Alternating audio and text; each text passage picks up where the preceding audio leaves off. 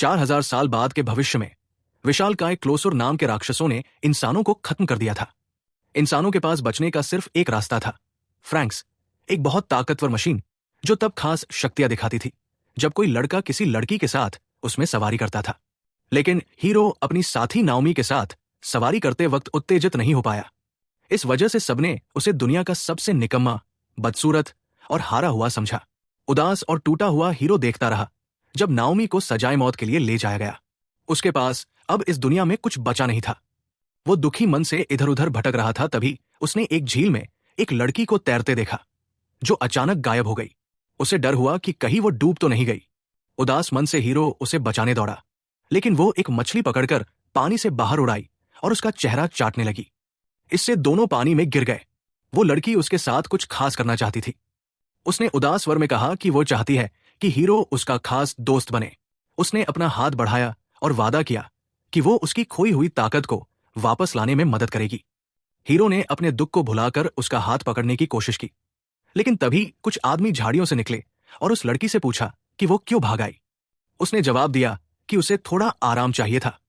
जब वे जाने लगे, हीरो ने उदास मन से सोचा कि उसका नाम क्या है। लड़की ने बताया कि उसका कोई नाम नहीं, बस उसका कोड नेम 02 है। फिर वो उसकी आंखों से ओझल हो गई। जब हीरो ने नाओमी के शरीर को सजा के लिए ले जाते देखा, तभी जमीन से एक क्लासा राक्षस निकला। उसने नाओमी के कंटेनर को लुढ़का दिया और वो गायब हो गया।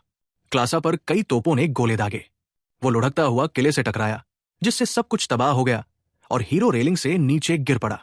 जब हीरो को पता चला कि यह राक्षस उसके दोस्तों को मारने जा रहा है, वो दुखी और डरा हुआ उसके पीछे दौड़ा। लेकिन जल्द ही उसे दिखा कि एक और राक्षस भी आ गया था।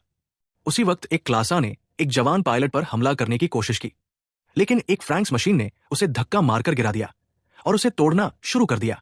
क्लासा ने अपनी पूंछ को एक बड़ी मशीन में बदला और फ्रैंक्स को धक्का देकर दूर कर दिया।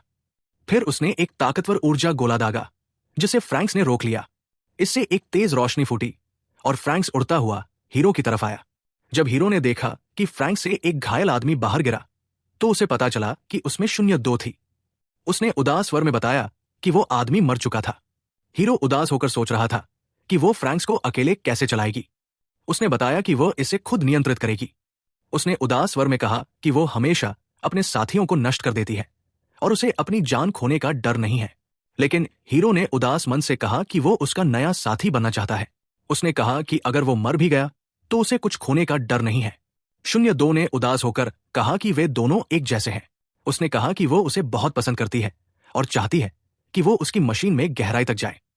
उसी पल फ्रैंक्स में ताकत भरने लगी। तभी एक क्लोसुर राक्षस किले की ओर दौड़ा, लेकिन फ्रैंक्स ने उसे पीछे धकेल दिया। हीरो और 02 की एकजुट आत्माओं से मशीन और ताकतवर हो गई। फिर उसने राक्षस को दूर फेंक दिया। उसी वक्त उनके फ्रैंक्स ने एक भाला दूसरे राक्षस में मारा और उसकी ओर उड़ने लगा। जब वे उससे टकराए, उन्होंने जहरीली गैस छोड़ी और धमाका किया। राक्षस धुएं में फट गया। राक्षसों को हराने के बाद 02 हीरो को गोद में उठाकर फ्रैंक से बाहर निकली।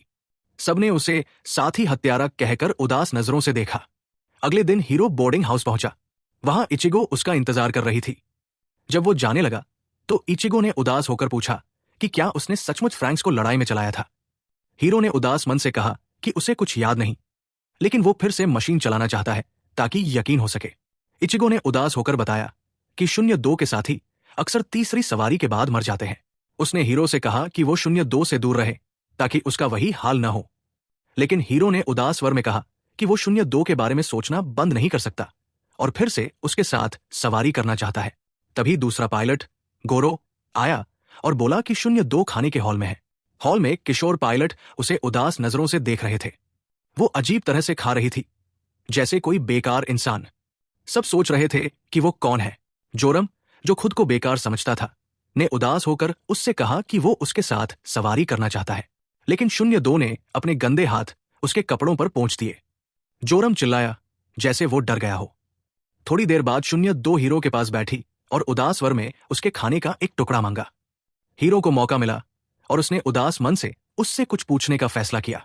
अगर उसने वाकई रोबोट को नियंत्रित किया तो उसने उसे बताया कि उसने ऐसा किया और कहा कि वो उसका प्यारा है, जिससे किशोर सदमे में रह गए। नाना हॉल में दाखिल हुई और सबके सामने खुद को पेश किया, ये बताते हुए कि वो उनकी नई देखभाल करता है और उनकी सभी जिम्मेदारियों का ध्यान रखेगी।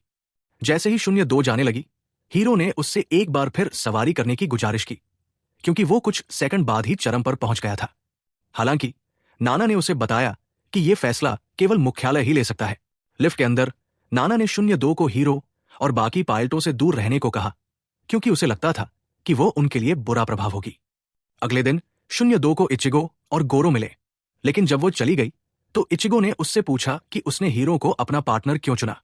जब 02 ने जवाब देने से इनकार किया तो इचिगो ने उसे हीरो से दूर रहने को कहा, क्योंकि वो नहीं चाहती थी कि उसका दिल टूटे। 02 ने उसके झूठ को भांप लिया और उसकी ओर घूरने लगी, फिर अजीब तरह से उसका चेहरा चाटकर चली गई। उस शाम जोरम ने हीरो पर गेंद मारी और उसे कमजोर, बेकार, कायर कहकर ताने मारे, जो अपने बेवकूफाना नाम की तरह हीरो बनने का ढोंग करता है। उसके शब्दों से गुस्साए हीरो ने उसका सामना किया, लेकिन इचिगो और गोरो ने जल्दी से उन्हें अलग किया। कुछ दिनों बाद सार्जेंट ने हीरो को बताया कि उसे फ्रैंक्स में एक लड़ाई लड़नी होगी और उसकी जीत उसे परजीवी के रूप में पदोन्नत कर देगी। जब उसे अपने लिए एक पार्टनर चुनने को कहा गया तो 02 ने उसके साथ सवारी करने की पेशकश की, लेकिन इचिगो ने कहा कि वो उनकी टीम के लिए अजनबी है और उसने खुद सवारी करने की पेशकश की, जिसे नाना ने स्वीकार कर लिया। परिणाम से निराश 02 चली गई तो जोरम ने हीरो को लड़ाई के लिए चुनौती दी, उसे अपमानित करने की उम्मीद में, और उसे कैंडी की तरह कुचलने की धमकी दी। उस रात जब सभी उनकी लड़ाई देखने के लिए इकट्ठा हुए, इचिगो ने हीरो से कहा कि वह उससे अपने भावनात्मक जुड़ाव को मजबूत करने पर ध्यान दे, क्योंकि वे केवल अपने भावनात्मक जुड़ाव के जरिए रोबोट को शक्ति दे सकते हैं। उसने सोचा कि उनकी सफलता का सबसे अच्छा मौका यही होगा कि हीरो रोबोट को शक्ति देने पर ध्यान दे, जबकि वो लड़ाई का नेतृत्व करे। हालांकि हीरो कभी भी किसी लड़की से जुड़ नहीं पाया, क्योंकि वो एक अकेला, घिनौना, बेकार, विकृत इंसान है। इसलिए उन्होंने जुड़ना शुरू किया और जल्द ही फ्रैंक्स को शक्ति दी। जैसे ही वे जोरोम के रोबोट की ओर बढ़ने लगे, ये देखकर कि ये वाकई काम कर रहा था, हीरो ने सोचा कि वे लड़ाई जीत सकते हैं और सुझाव दिया कि वे अपने विरोधी को तुरंत नष्ट कर दें। हालांकि जैसे ही फ्रैंक्स ने अपना हथियार उठाया, वो गिर गया, इससे पहले कि जोरोम उसे काट पाता। रहस्यमयी तरीके से रोबोट की शक्ति खत्म हो गई। फ्रैंक्स के अंदर हीरो ने इसे फिर से शुरू करने की कोशिश की, लेकिन उसे एहसास हुआ कि यह बेकार है। इचिगो ने उससे पूछा कि क्या वो उसकी वजह से उठ नहीं पा रहा है, और सोचा कि वो 02 के साथ कैसे सवारी कर पाया था। हीरो ने उसे बताया कि उनके चुंबन ने रहस्यमयी तरीके से रोबोट को जीवंत कर दिया था, लेकिन वो इतना बेवकूफ था कि उसे समझ नहीं आया कि वे वास्तव में क्या कर रहे थे। इसे आजमाने के लिए इचिगो ने सुझाव दिया कि वे चुंबन करें, इसलिए उसने उसकी आंखें ढक दी और उसके होठों का स्वाद लिया। जब यह खत्म हुआ तो उन्हें एहसास हुआ कि रोबोट अभी भी सोया हुआ था और उनका चुंबन नकली था। अचानक जोरोम ने उनके रोबोट को लात मारकर गिरा दिया और उसे खत्म करने की कोशिश की, लेकिन वो उस पल में रुक गया और गिर पड़ा। अपनी निराशा से गुस्साई इचिगो ने अकेले ही रोबोट को शक्ति देना शुरू किया और अपने प्रतिद्वंदी की ओर बढ़ी, फिर उसे किले में धकेल दिया, जिससे दोनों रोबोट नष्ट हो गए। फ्रैंक्स के अंदर इचिगो अपनी असफलता पर रोने लगी और हीरो को बेकार कहकर पुकारा, क्योंकि उसे यकीन था कि उसने उसके साथ सच्चा जुड़ाव बनाने की कोशिश नहीं की। अगले दिन जब वे परीक्षा कक्ष के बाहर एक दूसरे से मिले, हीरो ने उससे माफी मांगने की कोशिश की, लेकिन उसी पल उसे बुलावा आ गया। बाद में उस दिन हीरो ने गोरो को बताया कि वो 02 के साथ दोबारा सवारी करने की कोशिश करेगा, लेकिन गोरो ने उसे चेतावनी दी कि वो अपनी जान जोखिम में डाल रहा है, ये याद दिलाते हुए कि 02 के पिछले सभी पार्टनरों की लड़ाई में मृत्यु हो गई थी। हालांकि हीरो दृढ़ था और उसने कहा कि अगर वो कोई रोबोट नहीं चला रहा तो वो पूरी तरह बेकार है।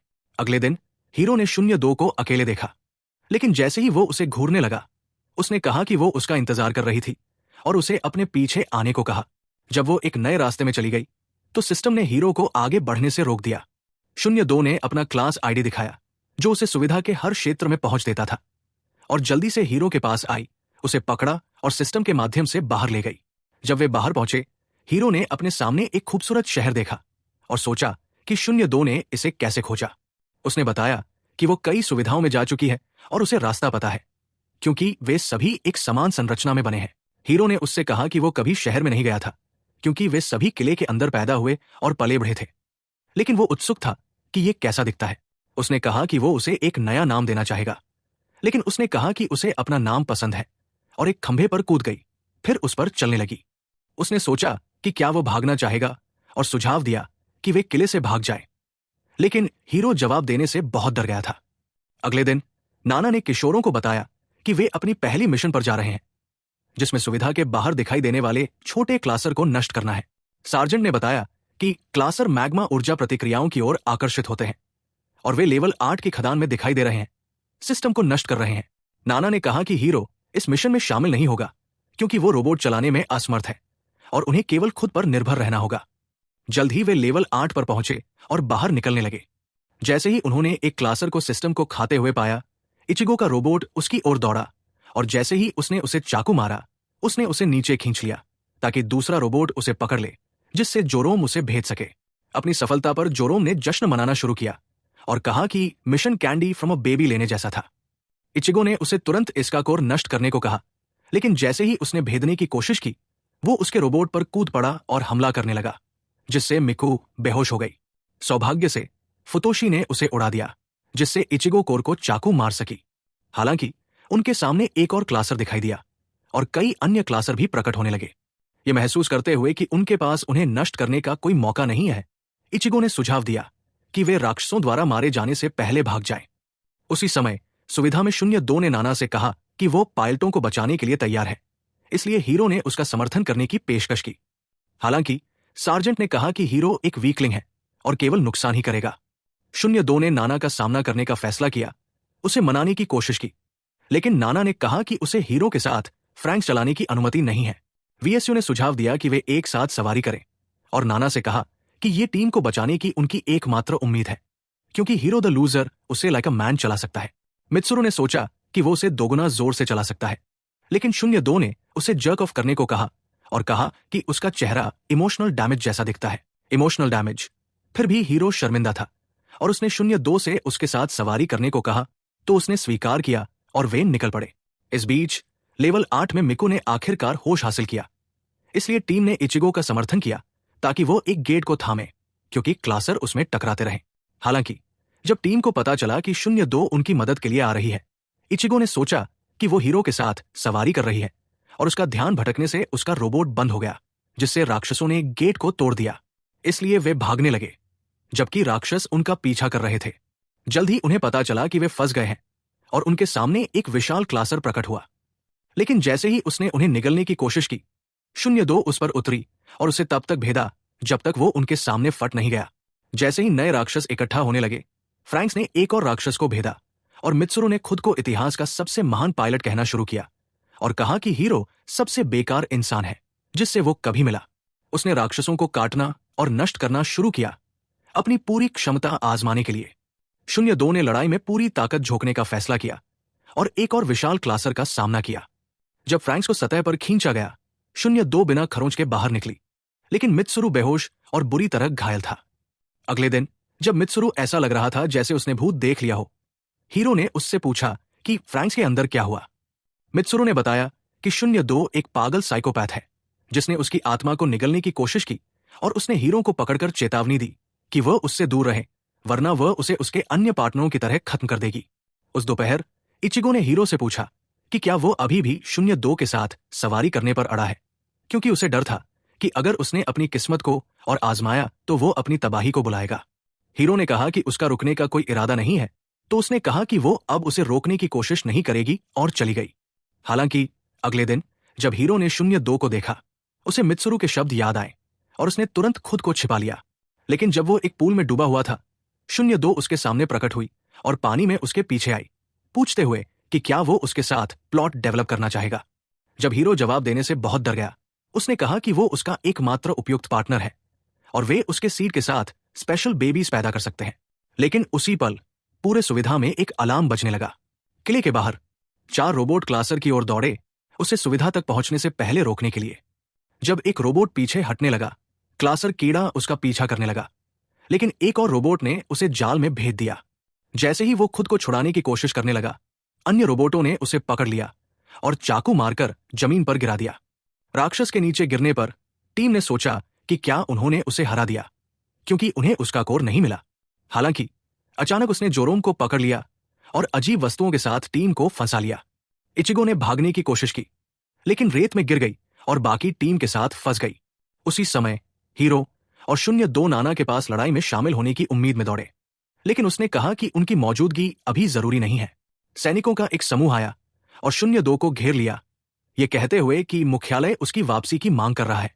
लेकिन जब एक सैनिक ने उसे छुआ, उसने उसे कमरे के पार जोर से मारा, जिससे बाकियों ने अपनी लेजर बंदूकें उस पर तान दी। ये देखकर कि हालात उसके खिलाफ है, 02 ने हीरो से कहा कि वो एक अलग सुविधा के लिए जा रही है, लेकिन उसे दुख है कि वो उसके साथ नहीं रह सकती। इसलिए उसने उसे अलविदा कहा और जाने लगी। उसके जाने के बाद हीरो ने नाना से पूछा कि क्या 02 ने वाकई अपने पिछले पार्टनरों को फ्रैंक्स में मार डाला। नाना ने बताया कि 02 एक खास लड़की है, जिसे सामने की लड़ाई के लिए इस्तेमाल किया जा रहा है, और हर लड़ाई उसके पार्टनरों पर भारी पड़ती है, जिससे उनकी मृत्यु हो जाती है। उसने कहा कि 02 एक अज्ञात ग्रह से आई अजीब एलियन है, और उसकी क्षमताओं की तुलना सामान्य इंसान से नहीं की जा सकती।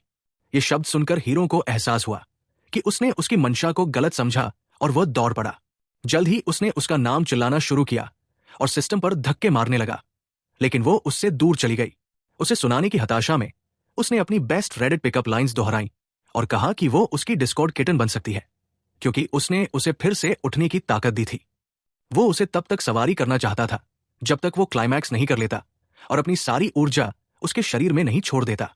ये शब्द सुनकर 02 रुक गई, उसकी स्वीकारोक्ति से खुश होकर। एक सैनिक पर कूदते हुए उसने उसकी बंदूक छीनी और कांच पर गोली चलाने लगी, फिर उसकी ओर कूदकर उसे तोड़ दिया। उसने हीरो से कहा कि किसी ने कभी उसे प्रेम कविता नहीं सुनाई और उसे एक बार फिर कहने को कहा, तो उसने कहा कि वो उसे तब तक सवारी करना चाहता है जब तक वो अपनी ऊर्जा क्लाइमैक्स नहीं कर देता। उसकी स्वीकारोक्ति से खुश होकर उसने सुझाव दिया कि पहले वे टीम को बचाएं। आगे बढ़ते हुए 02 ने एक सैनिक को लात मारी और वे उसके रोबोट की ओर दौड़े। जैसे ही वे इसे शुरू करने की तैयारी करने लगे, नाना ने उन्हें तुरंत वापस लौटने को कहा, लेकिन 02 ने उसे स्क्रू हरसेल्फ करने को कहा और संचार बंद कर दिया। जल्द ही फ्रैंक्स उभरा और रॉकेट की गति से लड़ाई की ओर उड़ गया। उसने क्लासर में टक्कर मारी, आखिरकार टीम को मुक्त कर दिया। हीरो ने उन्हें बताया कि वो राक्षस की पूंछ को नष्ट करेगा, इसलिए टीम ने इसके सिर पर हमला करने का फैसला किया। जैसे ही राक्षस ने फ्रैंक्स पर अजीब वस्तुएं फेंकी, उसने उन्हें रोका और पूंछ को नीचे खींचकर उसमें गैस छोड़ी। हालांकि उन्हें पता चला कि कोर गायब था, इसलिए जैसे ही वो जमीन में गायब हुआ, फ्रैंक्स ने उसका पीछा किया। जल्द ही वो जमीन से निकली और जैसे ही उसने उसकी पूंछ पर प्रहार किया, एक विशाल कीड़ा जमीन से निकला और रेत पर गिरा। इसे खत्म करने के लिए इचिगो उस पर कूद पड़ी और उसकी पूंछ में चाकू घूम दिया। अपने अवसर को देखते हुए बाकी टीम ने उसे चाकू मारा और उसे नीचे पिन कर दिया, तो हीरो ने इसे खत्म करने का फैसला किया। जैसे ही फ्रैंक्स ने खुद को मुक्त किया, वो दूसरी ओर कूद गई और राक्षस के अंदर से उसे नष्ट कर दिया। कोर के साथ बाहर निकली, क्योंकि वह घने धुएं में विस्फोट हो गया। उस रात जब सिस्टम ने घोषणा की कि 2 सुविधाएं एक किसिंग प्रोसीजर में मिल रही है, जोरोम ने सोचना शुरू किया कि क्या उन्हें एक दूसरे को चूमना होगा।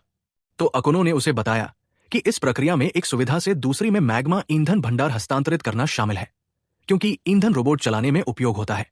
जब टीम को चिंता होने लगी कि क्लासर उन पर हमला कर सकते हैं, हीरो ने कहा कि वो अपने फ्रैंक से उनकी रक्षा करेगा। कुछ दिन बाद टीम का दीक्षांत समारोह हुआ और उन्हें परजीवी के रूप में पदोन्नत किया गया। लेकिन अगली सुबह गोरो ने देखा कि हीरो बीमार लग रहा था, तो बाथरूम में उसने उससे पूछा कि वो कैसा महसूस कर रहा है, लेकिन हीरो ने कहा कि वो ठीक है। लाउंज में टीम ने क्लासर के खिलाफ लड़ाई में उनकी मदद के लिए हीरो का शुक्रिया अदा किया, लेकिन वो केवल यही चाहता था कि वे उसे अपनी टीम का सदस्य माने। हालांकि जब जोरोम ने कहना शुरू किया कि वो लड़ाई में केवल लकी था, हीरो ने उसके साथ सुलह करने का फैसला किया। ये महसूस करते हुए कि वो बच्चा केवल एक यूजलेस है, तो उन्होंने हाथ मिलाया। जैसे ही वे डाइनिंग हॉल की ओर बढ़ने लगे, 02 हीरो के सामने प्रकट हुई और उसे नाश्ते के लिए एक मेज पर ले गई। खाने पर ग्रीस गिराने के बाद 02 ने हीरो को एक कौर खिलाया। हेल लड़कों के छात्रावास में 02 बिस्तर पर उछलने लगी और हीरो से कहा कि वो उनके साथ बोर्डिंग होम में रहेगी, लेकिन उसकी खबर ने लड़कों को सदमे में छोड़ दिया, ये महसूस करते हुए कि लड़के उसकी मौजूदगी से असहज थे। हीरो ने 02 को उस शाम दूर ले जाने का फैसला किया। उस शाम इचिगो ने 02 को एक नया कमरा दिखाया, ये कहते हुए कि अगर वो उनके साथ रहना चाहती है तो उसे यहां सोना होगा और उनके सभी नियमों का पालन करना होगा। हालांकि 02 ने सोचा कि वो उसे नियंत्रित करने की कोशिश कर रही है और कहा कि वो हीरो के साथ रहना पसंद करेगी और उसके बिस्तर में उसे गले लगाएगी। इस बीच बाथरूम में हीरो को बहुत बीमारी महसूस हो रही थी और जब उसने अपने दिल को छुआ तो उसे पता था कि उसके साथ कुछ बहुत गलत है। गोरो ने उसे उनके कमरे में बीमार पाया, उसकी कमीज खोली और उसके दिल पर एक बड़ा निशान देखा। लेकिन जब उसने आपातकालीन अलार्म सक्रिय करने की कोशिश की, हीरो ने उसे रोक दिया और एक गिलास पानी पीने के बाद गोरो से कहा कि वो अभी भी फ्रैंक्स को दोबारा चलाने के लिए दृढ़ है। गोरो ने सोचा कि वो पागल है और उसे याद दिलाया कि अगली कोशिश में उसकी मृत्यु हो सकती है। लेकिन हीरो ने कहा कि उसने कभी इतना जीवंत महसूस नहीं किया और गोरो से कहा कि वो उसकी स्वास्थ्य स्थिति के बारे में किसी को न बताए, क्योंकि उसे लगता था कि इससे रोबोट चलाने का उसका मौका खतरे में पड़ जाएगा। अगले दिन सार्जेंट ने टीम और एक अन्य टीम को बताया कि कई मील दूर 100 क्लासर पाए गए हैं और वे बड़ी गति से किले की ओर बढ़ रहे हैं, क्योंकि वे एक और किसिंग प्रोसीजर करने जा रहे थे। उसने कहा कि नई टीम दोनों सुविधाओं की रक्षा करेगी, जबकि इचिगो की टीम उनका बैकअप होगी। जैसे ही हीरो और 02 कमरे में दाखिल हुए, नाना ने कहा कि वे मिशन में शामिल होंगे। हालांकि नई टीम ने सोचा कि 02 एक यूजलेस मैनेस है जो अपने सहयोगियों की परवाह नहीं करती, और एक लड़के ने कहना शुरू किया कि वे उसके साथ लड़ाई में नहीं जाएंगे, क्योंकि उसने कुछ साल पहले उसके पार्टनर की मृत्यु का कारण बना था। 02 ने उससे कहा कि उसे उसके दोस्तों की कोई याद नहीं, क्योंकि उसने गिनने लायक बहुत सारे पार्टनर खो दिए हैं। उसके शब्दों से गुस्साए लड़के ने उसके पास जाने की कोशिश की, लेकिन हीरो उसके रास्ते में खड़ा हो गया और वादा किया कि वो उसे नियंत्रण में रखेगा। उस रात जब टीम अपने बोर्डिंग होम वापस जा रही थी, गोरो ने सुझाव देने की कोशिश की कि वे 02 को अपनी टीम से बाहर कर दें, लेकिन हीरो ने उसे बीच में रोक दिया, ये महसूस करते हुए कि वो उसका रहस्य उजागर करने वाला था, और कहा कि 02 को अपनी सहयोगी के रूप में रखना बेहतर है। उसी रात हीरो अपने बिस्तर में कांपने लगा, क्योंकि उसकी बीमारी और खराब होती जा रही थी। इस खोज से निराश होकर गोरो ने बोर्डिंग होम के बाहर बैठने का फैसला किया, लेकिन जल्द ही उसने इचिगो और 02 को जंगल की ओर जाते देखा। इचिगो ने 02 से कहा कि मिशन के लिए जाते समय उसे नियमों का पालन करना होगा, लेकिन 02 ने उसे स्क्रू हरसेल्फ करने को कहा और जाने लगी। हालांकि इचिगो ने उसे रोक लिया और कहा कि वो हीरो को उसकी सीमाओं से आगे न धकेले, ताकि वो उसके अन्य पार्टनरों की तरह मर न जाए। 02 ने उसे अपने काम से काम रखने को कहा और हीरो को अपना डार्लिंग कहते हुए बताया कि उसने उसे अपना पार्टनर चुना है और उसकी मृत्यु उसके लिए कुछ मायने नहीं रखती। ये शब्द सुनकर इचिगो ने उसके चेहरे पर थप्पड़ मारा और उसे हार्टलेस साइकोपैथ कहा। तुरंत 02 की आंखें गुस्से से चमकने लगी, क्योंकि उसने इचिगो को नष्ट करने की धमकी दी। लेकिन सौभाग्य से बारिश शुरू हो गई तो 02 ने आश्चर्य से आकाश की ओर देखा और अपना गुस्सा भूल गई। जब इचिगो घर लौटी, उसने गोरो को बाहर इंतजार करते पाया। उसने उसे सूखने के लिए एक कंबल फेंका और बताया कि उसने उसे 02 के साथ बहस करते देखा था, लेकिन उसने संघर्ष से दूर रहने का फैसला किया। उसने गोरो से कहना शुरू किया कि वो खुद को यूजलेस महसूस करती है, क्योंकि वो हीरो से भावनात्मक रूप से जुड़ नहीं पाई और सोचती है कि उसके साथ कुछ गलत है, और वह रोने लगी। अगली सुबह उसने 02 को नदी पर मुलाकात की और उसे याद दिलाया कि यही उनकी पहली मुलाकात हुई थी। जैसे ही उसने उसकी कमीज खोली, उसने उसका निशान देखा और पूछा कि क्या वो उसका पार्टनर बनना छोड़ना चाहेगा, क्योंकि उनकी तीसरी सवारी आखिरी हो सकती है। हालांकि हीरो दृढ़ रहा और उससे कहा कि वो उसका राइड और डाई होगा और तब तक उसकी सवारी करता रहेगा जब तक वो अपनी सारी ऊर्जा उसमें नहीं छोड़ देता। उसके शब्दों से उत्साहित होकर 02 हंसने लगी और उसके सामने घूमने लगी। अगले दिन जैसे ही टीम अपने मिशन के लिए निकलने लगी, गोरो ने इचिगो को हीरो से बात करने के लिए धक्का दिया, लेकिन जैसे ही इचिगो उसके सामने खड़ी हुई, वो हकलाने लगी। हीरो ने गलियारे में 02 को देखा और उसे हाथ हिलाकर इशारा किया, जिससे इचिगो का ध्यान भटक गया। जब उसने फिर से बोलने की कोशिश की, उसने कहा कि वो उसे अपना भाई मानती है और उम्मीद करती है कि वो लड़ाई से जिंदा लौटे। हीरो ने कहा कि वो उसे अपनी बहन मानता है और उम्मीद करता है कि वो भी लड़ाई से सुरक्षित लौटे। फिर 02 के पीछे दौड़ पड़ा। जैसे ही इचिगो ने अपने रोबोट को शक्ति देने की तैयारी की, उसने गोरो से कहा कि वो 02 को लड़ाई से दूर रखना चाहती है। किले के बाहर टीमों ने देखा कि क्लासर की एक बड़ी सेना उनकी ओर बढ़ रही थी, इसलिए पहली टीम ने लड़ाई का नेतृत्व करने का फैसला किया। जैसे ही एक रोबोट ने एक राक्षस की ओर भाला फेंका, दूसरा ऊंचा उछला और उसे तब तक भेदा जब तक वो फट नहीं गया। तुरंत 3 रोबोटों ने एक और राक्षस में तीर दागे, जिससे लीडर उसे भाला मारकर फटने तक ले गया। लीडर ने सुझाव दिया कि वे राक्षसों को एक एक करके खत्म करें, तो उसने एक क्लासर का पैर तोड़ा, जिससे उसकी टीम उसे बांध सकी, जबकि उसने अपने भाले से उसका अंत किया। 3 अन्य क्लासर को अलग दिशा में जाते देख लीडर ने इचिगो की टीम को उन्हें खत्म करने को कहा और चेतावनी दी कि वे अपनी लूजिंग स्ट्रीक को इस लड़ाई में न लाएं। जैसे ही एक क्लासर उनकी ओर बढ़ा, फुतोशी ने उसे उड़ाने की कोशिश की, लेकिन वो बच गया और उसे निगल गया।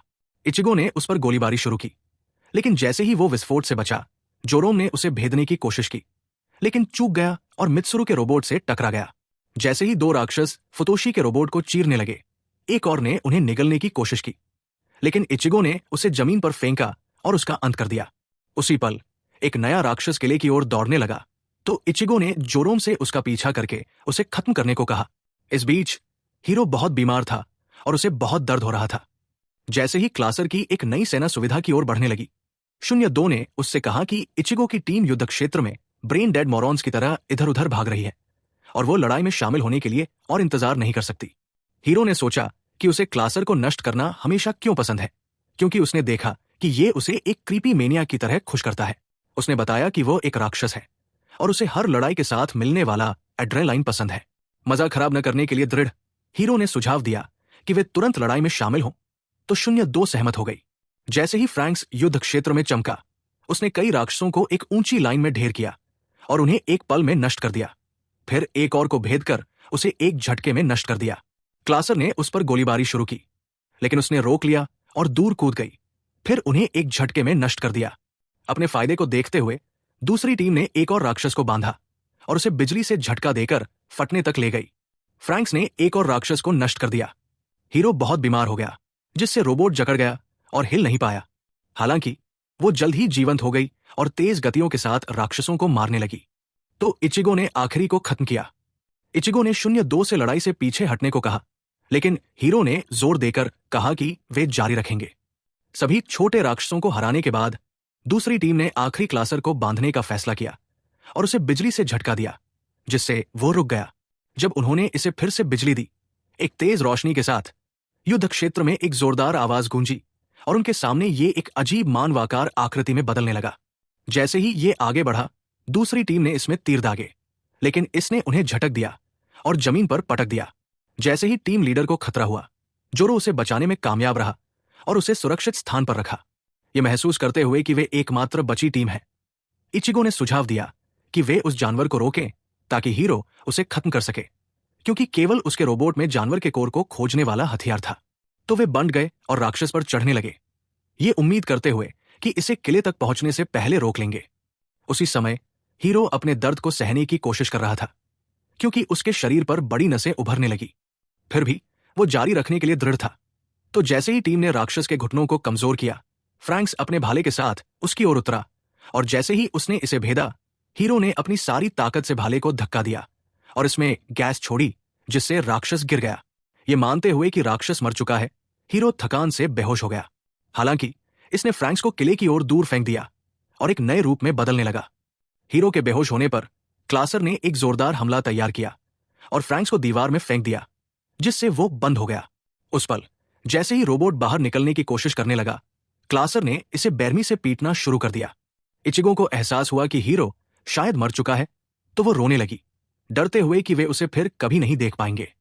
हालांकि गोरो ने उस पर चिल्लाना शुरू किया और कहा कि वो अपनी को संभाले। इस बीच हीरो की आत्मा एक अलग दुनिया में थी, जहां उसने पाया कि वो मर चुका है। नाओमी उसके पीछे प्रकट हुई और उस पर 02 को छोड़ देने का आरोप लगाया। जिस तरह उसने उसका साथ छोड़ा, हीरो ने कहा कि वो अब यूजलेस है, क्योंकि वो मर चुका है और मानता था कि 02 अकेले लड़ाई लड़ सकती है। अचानक उसने 02 को एक पेड़ के पास खड़े देखा, लेकिन जब उसने उसे छूने की कोशिश की, वो दूर जाने लगी, जिससे उसे एहसास हुआ कि वो बहुत दुखी है। उस पल उसने अपनी आंखें खोली और पाया कि 02 अकेले लड़ने की कोशिश कर रही थी, लेकिन क्लाक्सोसॉर के फ्रैंक्स में बार बार टकराने से वो पीछे हट गई। फिर भी 02 एक पागल जानवर की तरह हेल से लड़ती रही, सारे दर्द और लगातार प्रहारों को सहते हुए।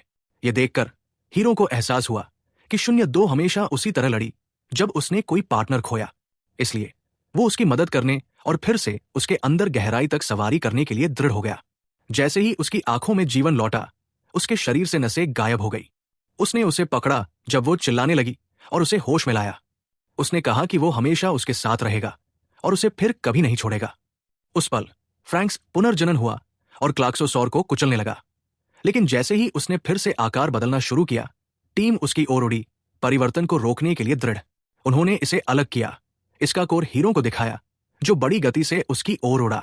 जैसे ही फ्रैंक्स इसके माध्यम से गया, उसने कोर को भेद दिया, जिससे क्लाक्सोसॉर पंखों जैसी रोशनी के साथ उठा और घने धुएं में विस्फोट हो गया। फ्रैंक्स के अंदर हीरो ने 02 से कहा कि वो उसका विंग्स बनना चाहता है, ताकि उसे अकेले न लड़ना पड़े। जैसे ही वे बाहर निकले, वे अपने दोस्तों को फिर से देखकर खुश थे। कुछ दिनों बाद टीम को क्लाक्सोसौरों को नष्ट करने के पुरस्कार के रूप में समुद्र तट पर छुट्टी पर जाने की अनुमति दी गई। तो 02 ने हीरो को पानी में खींचा और उस पर छींटे मारने लगी। हालांकि लड़ाई के कुछ दिन बाद हीरो को डॉक्टर फ्रैंक्स, रोबोट्स के निर्माता, और एक अन्य व्यक्ति से मिलवाया गया, जिसने हीरो से कहा कि वो जीवित रहने के लिए बहुत लकी है। सार्जेंट ने हीरो और 02 से कहा कि मुख्यालय ने उन्हें पार्टनर बनाने का फैसला किया है। 02 ने तुरंत हीरो को गले लगाया क्योंकि वो ये सुनकर खुश थी। समुद्र तट पर हीरो ने 02 का पीछा करना शुरू किया क्योंकि वो पानी में और दूर तैर रही थी। उसने उससे कहा कि उसने उसका पार्टनर बनकर उसे समुद्र की खोज करने में मदद की। उसने कहा कि वो चाहती है कि वो हमेशा उसके साथ रहे और उसका चेहरा चाटने का फैसला किया। जब वो हकलाने लगा, ये सोचकर कि वो उसे चूमने वाली है, उसने कहा कि चुंबन का मतलब है कि वे एक दूसरे के हैं और उसे केवल उसी को चूमना चाहिए जिसे वो प्यार करता है। जब उसने पूछा कि क्या उसने उसके अलावा किसी और लड़की को चूमा है, हीरो फिर से हकलाने लगा और सौभाग्य से उसके दोस्तों ने उसे पानी में खींच लिया। जल्द ही वे उसे समुद्र तट पर ले गए और उसे रेत पर फेंकने के बाद जोरोम ने चुंबन का मतलब पूछने का फैसला किया। जैसे ही हीरो चुपके से भागने की कोशिश करने लगा, जोरोम ने उसे पकड़ लिया और उसे बताने के लिए मनाया। तो उसने कहा कि उन्हें अपना मुंह किसी और के मुंह में डालना होता है। इस खोज से स्तब्ध होकर जोरोम ने पूछा कि क्या चुंबन एक खास क्रिया है। तो हीरो ने उन्हें बताया कि ये एक मीठा और गर्म एहसास है जो वो चाहता है कि कभी खत्म न हो। इसे आजमाने के लिए जोरोम ने हीरो को चूमने की कोशिश की, लेकिन उसने कहा कि उसे केवल उसी को चूमना चाहिए जिसे वो प्यार करता है। जब इचिगो प्रकट हुई, ये सोचकर कि क्या अजीब हो रहा है, गोरो ने उसे बताया कि उन्होंने चुंबन का मतलब सीखा है और पूछा कि क्या उसने कभी इसे आजमाया है, लेकिन उसने कहा कि उसने नहीं किया।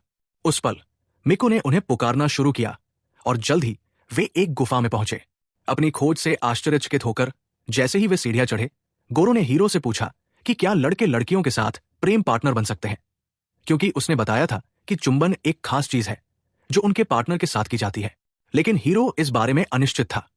जैसे ही वे एक पुराने परित्यक्त शहर में पहुंचे, उन्होंने सोचना शुरू किया कि यहां रहने वाले लोगों का क्या हुआ होगा।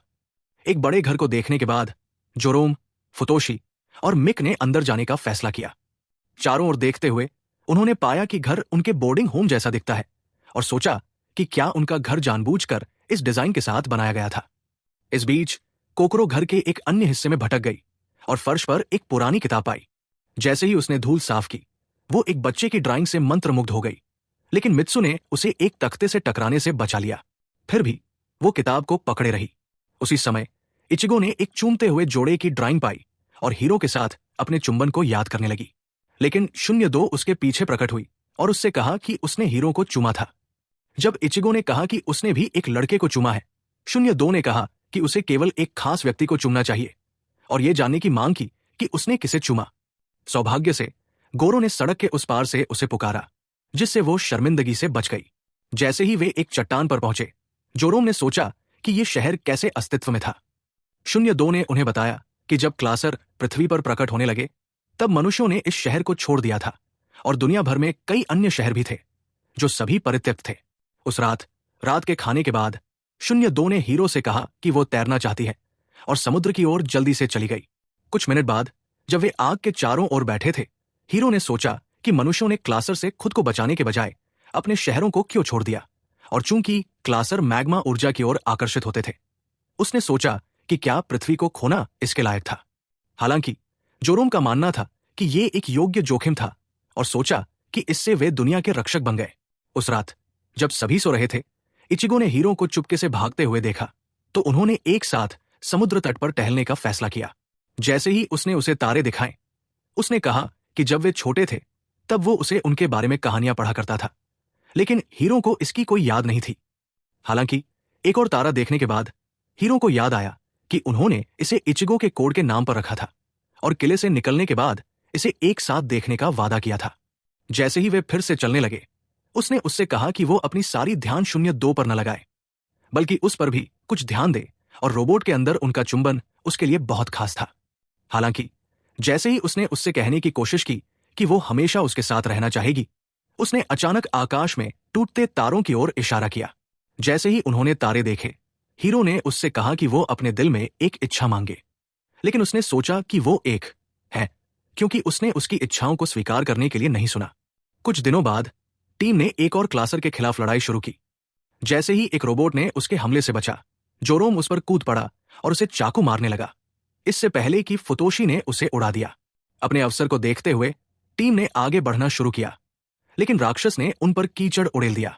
हालांकि उन्होंने पाया कि कीचड़ उनके रोबोट के लिए हानिरहित था और फिर से हमला करने का सोचा, लेकिन वो अंदर घुसने लगा और लड़कियों के सूट को पिघलाने लगा, ये महसूस करते हुए कि वे कुछ ब्यूटीफुल प्लॉट देखने वाले हैं। लड़कों ने इतनी गौर से देखा जैसे उनकी जिंदगी इस पर निर्भर हो। हालांकि 02 हीरों पर चिल्लाई और उन्हें सामने वाले राक्षस की याद दिलाई, तो वे उसकी ओर दौड़े और कीचड़ को रोकते हुए उसे धूल में मिला दिया।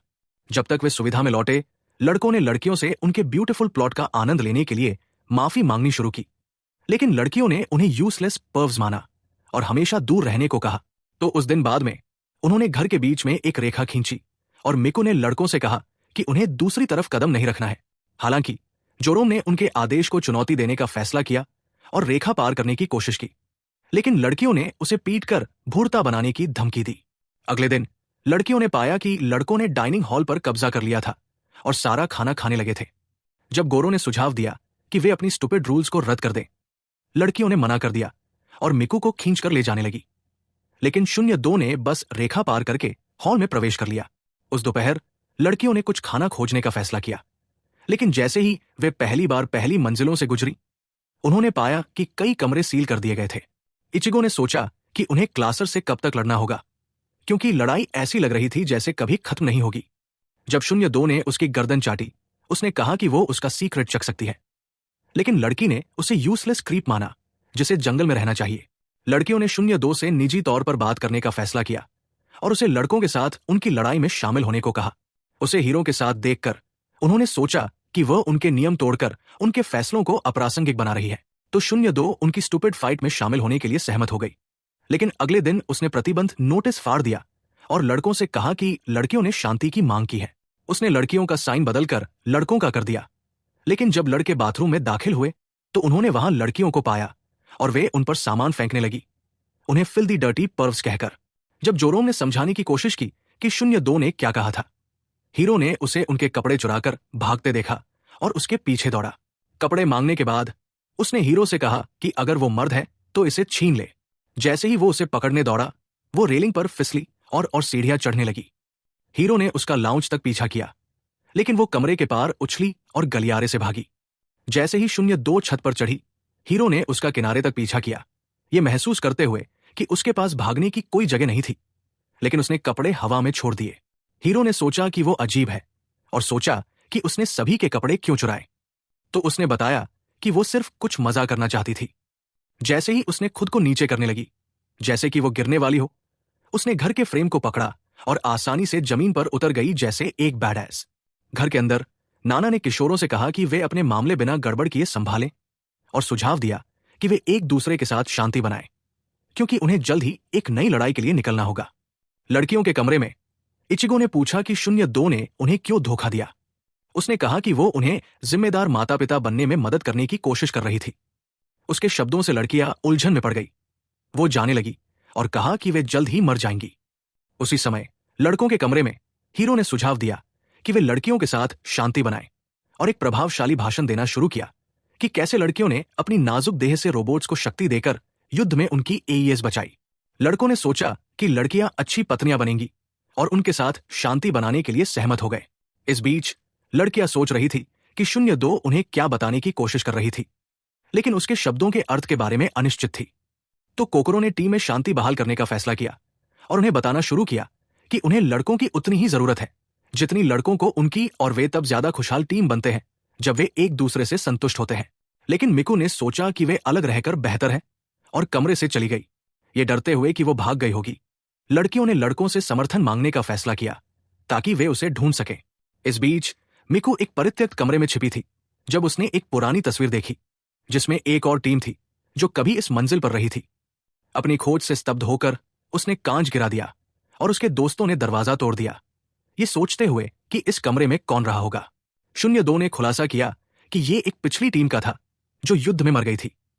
ये उम्मीद करते हुए कि वे अगला सुशी नहीं बनेंगे, टीम ने एक दूसरे के साथ शांति बनाने का फैसला किया और जोरोम ने मिकू से कहा कि वो हर रात उसके बिस्तर में चुपके से आएगा ताकि उसका ब्यूटीफुल प्लॉट महसूस कर सके।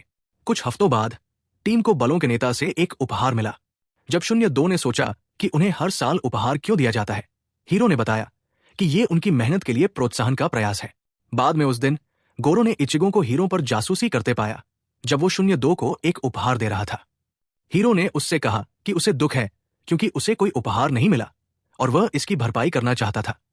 उसने बताया कि दर्पण उसकी पिछली पार्टनर नाओमी का था, जो अपनी चोट के बाद सुविधा छोड़कर चली गई थी।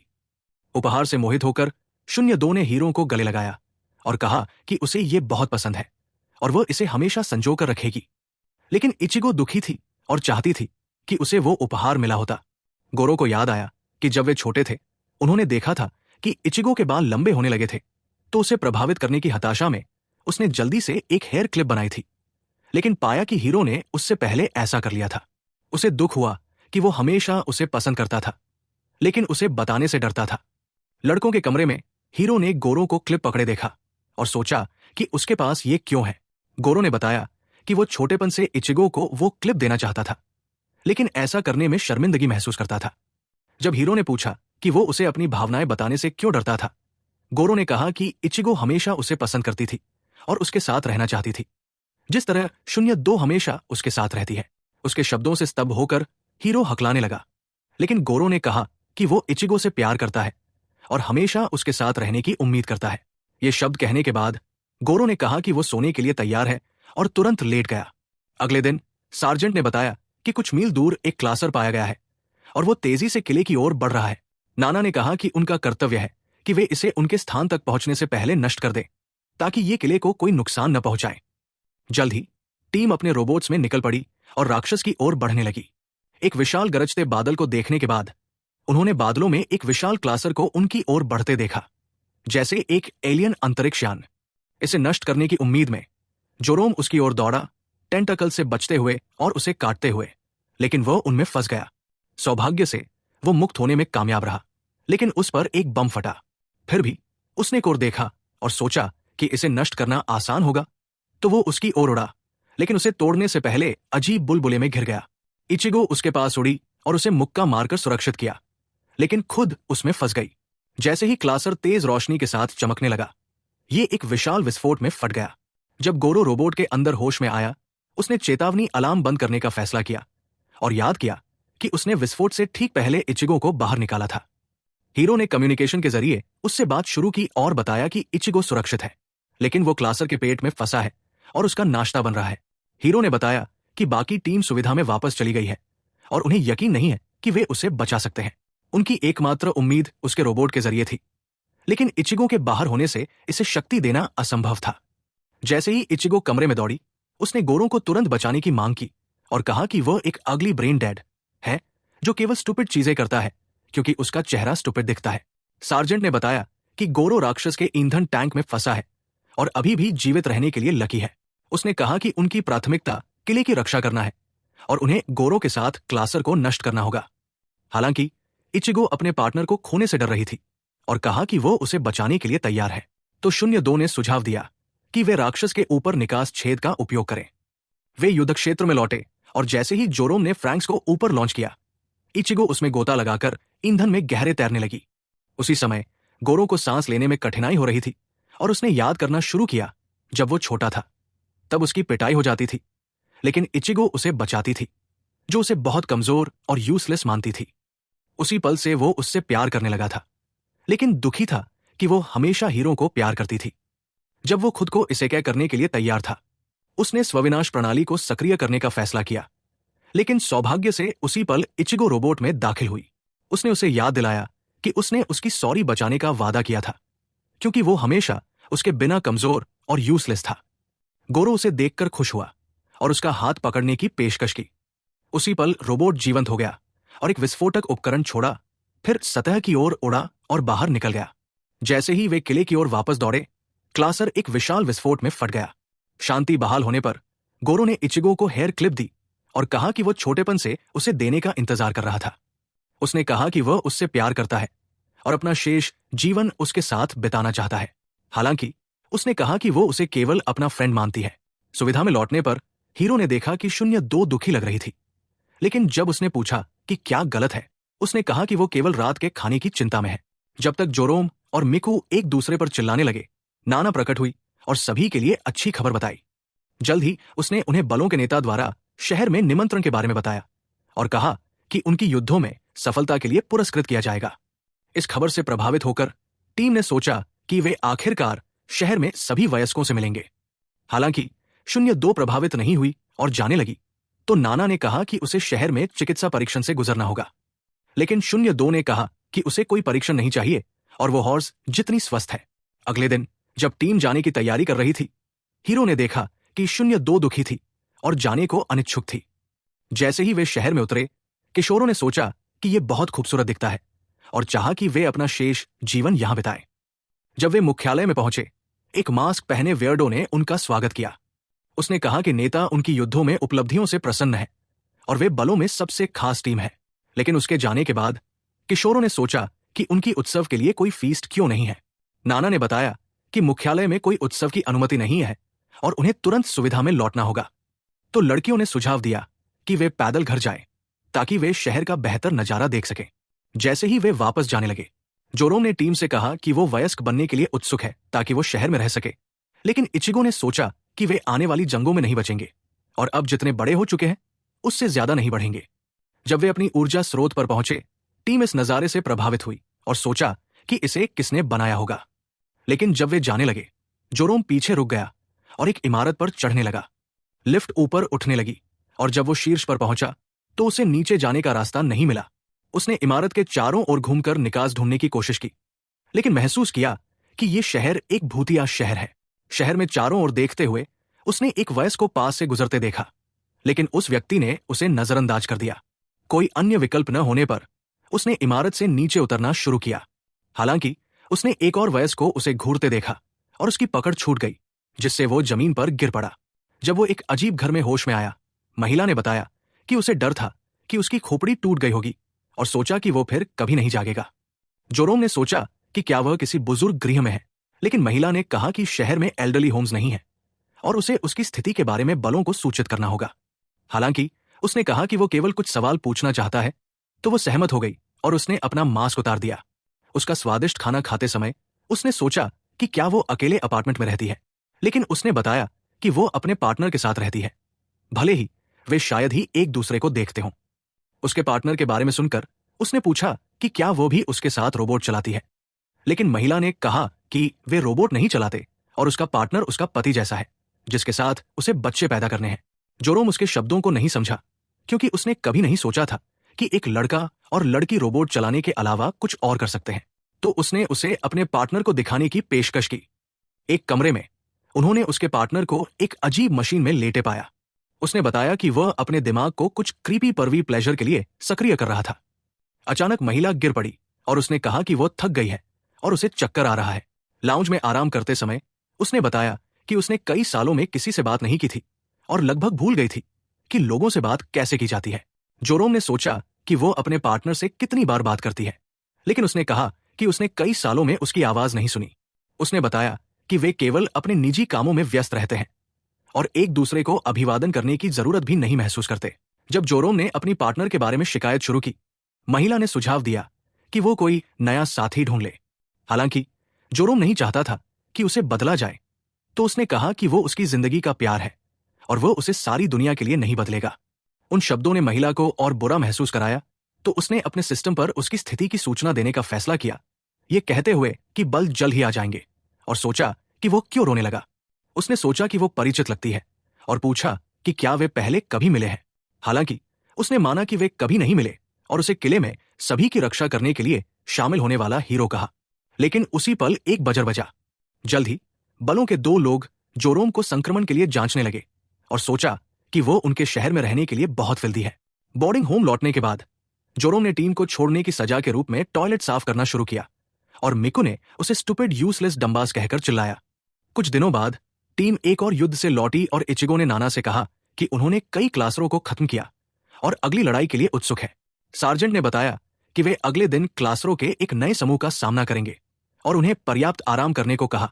अगले दिन टीम ने देखा कि एक विशाल मशीन जमीन खोद रही थी। क्योंकि उन्हें पता चला कि नए क्लासर उनकी ओर बढ़ रहे हैं। टीम युद्ध के लिए तैयार हुई, लेकिन एक रोबोट बंद हो गया। रोबोट के अंदर इत्सुको बहुत बीमार लग रहा था और थकान से बेहोश हो गया था, तो उसे इलाज के लिए सुविधा में लाया गया।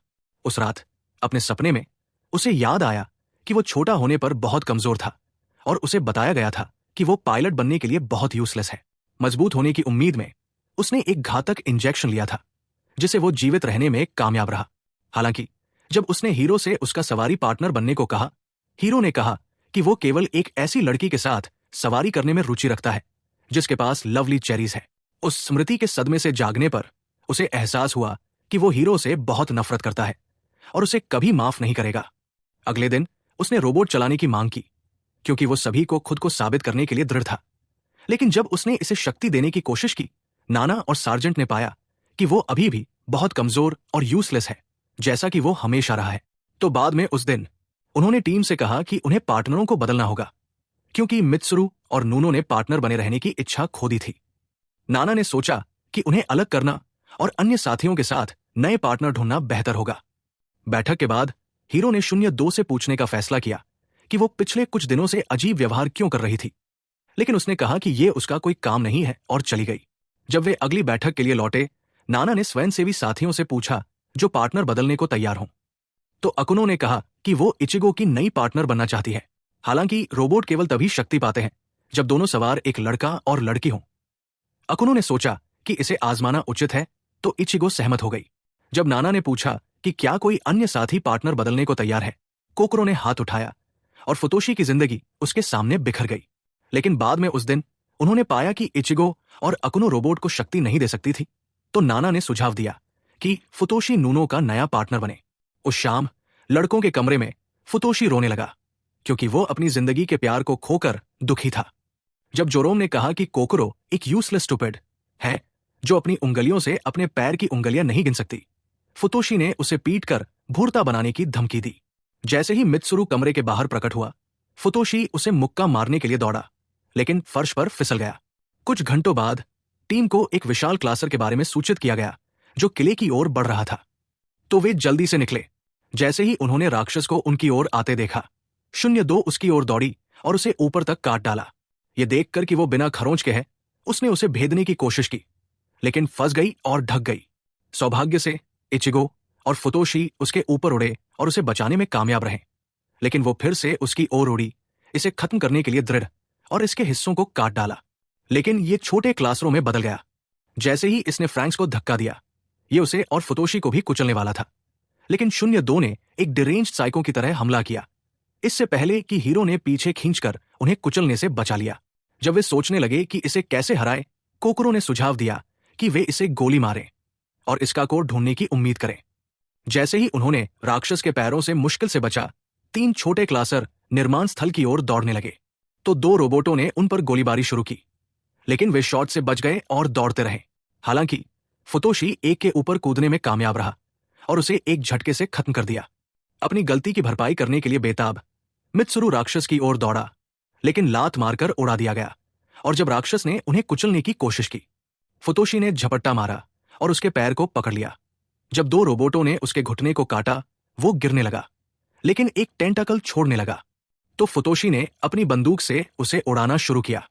उसी समय कोकोरो के रोबोट में उसने मित्सुरु को फिर से कोशिश करने के लिए मनाने की कोशिश की, लेकिन उसने कहा कि वह दुनिया का सबसे बड़ा लूजर है। लेकिन उसने कहा कि वह उस पर विश्वास करती है और उसकी सबसे बड़ी समर्थक बनना चाहती है। मित्सुरु को याद आया कि हीरो ने उसे छोटेपन में छोड़ दिया था और कोकोरो से कहा कि वो निश्चित रूप से एक सच्चा लूजर रहा होगा, लेकिन उसने उसे अतीत भूलकर एक उज्जवल भविष्य की ओर देखने को कहा। अकेले आगे बढ़ने के लिए उसने रोबोट को शक्ति देने का फैसला किया और एक नए राक्षस में बदल गई, लेकिन तुरंत बंद हो गई। मित्सुरु ने उसे रोकते हुए कहा कि वो एक ब्रेनलेस नट जॉब है और चेतावनी दी कि वो कभी भी अकेले रोबोट को शक्ति न दे। उसी समय टीम राक्षस को नष्ट करने और काटने में लगी थी, लेकिन वो निर्माण स्थल की ओर बढ़ता रहा। जब मित्सुरु का रोबोट जीवंत हुआ, फुतोशी ने राक्षस को धक्का दिया और उसे लगातार आग से उड़ा दिया, फिर उसे लात मारकर हटा दिया। अपने अवसर को देखते हुए मित्सुरु उसकी ओर दौड़ा और जैसे ही उसने अपनी बंदूक अंदर डाली, उसने एक जोरदार शॉट छोड़ा, जिससे हीरो को कोर को भेदने का मौका मिला।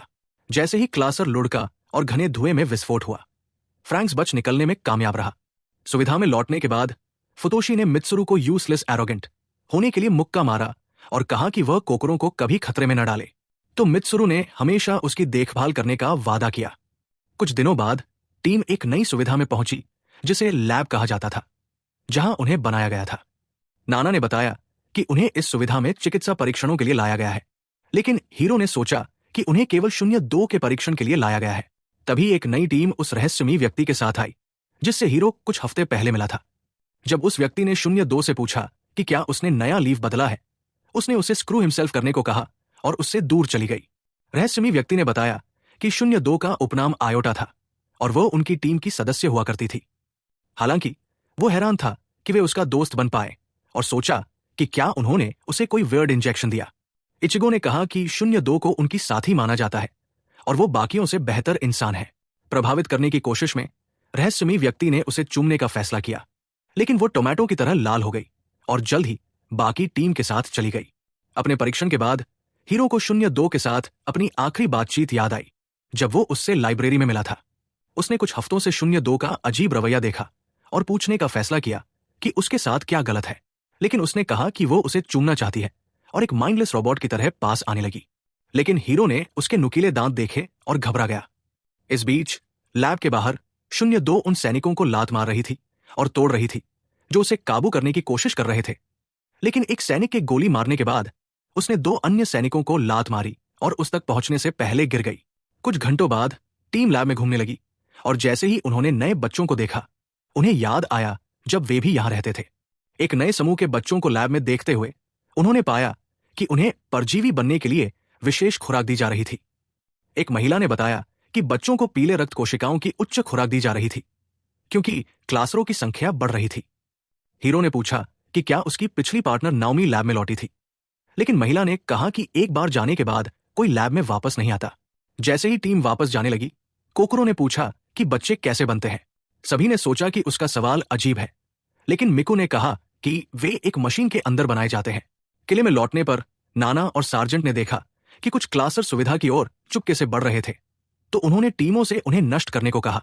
फ्रैंक्स बाहर निकला और जैसे ही वो एक जोरदार रोशनी के साथ राक्षसों से टकराया, वे फट गए। लेकिन जब वो उतरा, एक राक्षस ने उसे धक्का दे दिया। चिंतित की 02 नियंत्रण खो रही थी। इचिगो ने उसे उनके प्लान पर टिके रहने को कहा, लेकिन वो फिर से उड़ गई। एक और क्लासर का पीछा करते हुए सभी को खत्म करने के लिए दृढ़, उसने अपना विस्फोट चूक गया, लेकिन अपने भाले के साथ उस पर झपटी, उसे उसी पल खत्म कर दिया और क्लासर प्रकट होने लगे और टीम ने सोचा कि वे बहुत तेजी से बढ़ रहे हैं। लेकिन 02 ने माना कि वे आसान शिकार है और उनका पीछा करने लगी।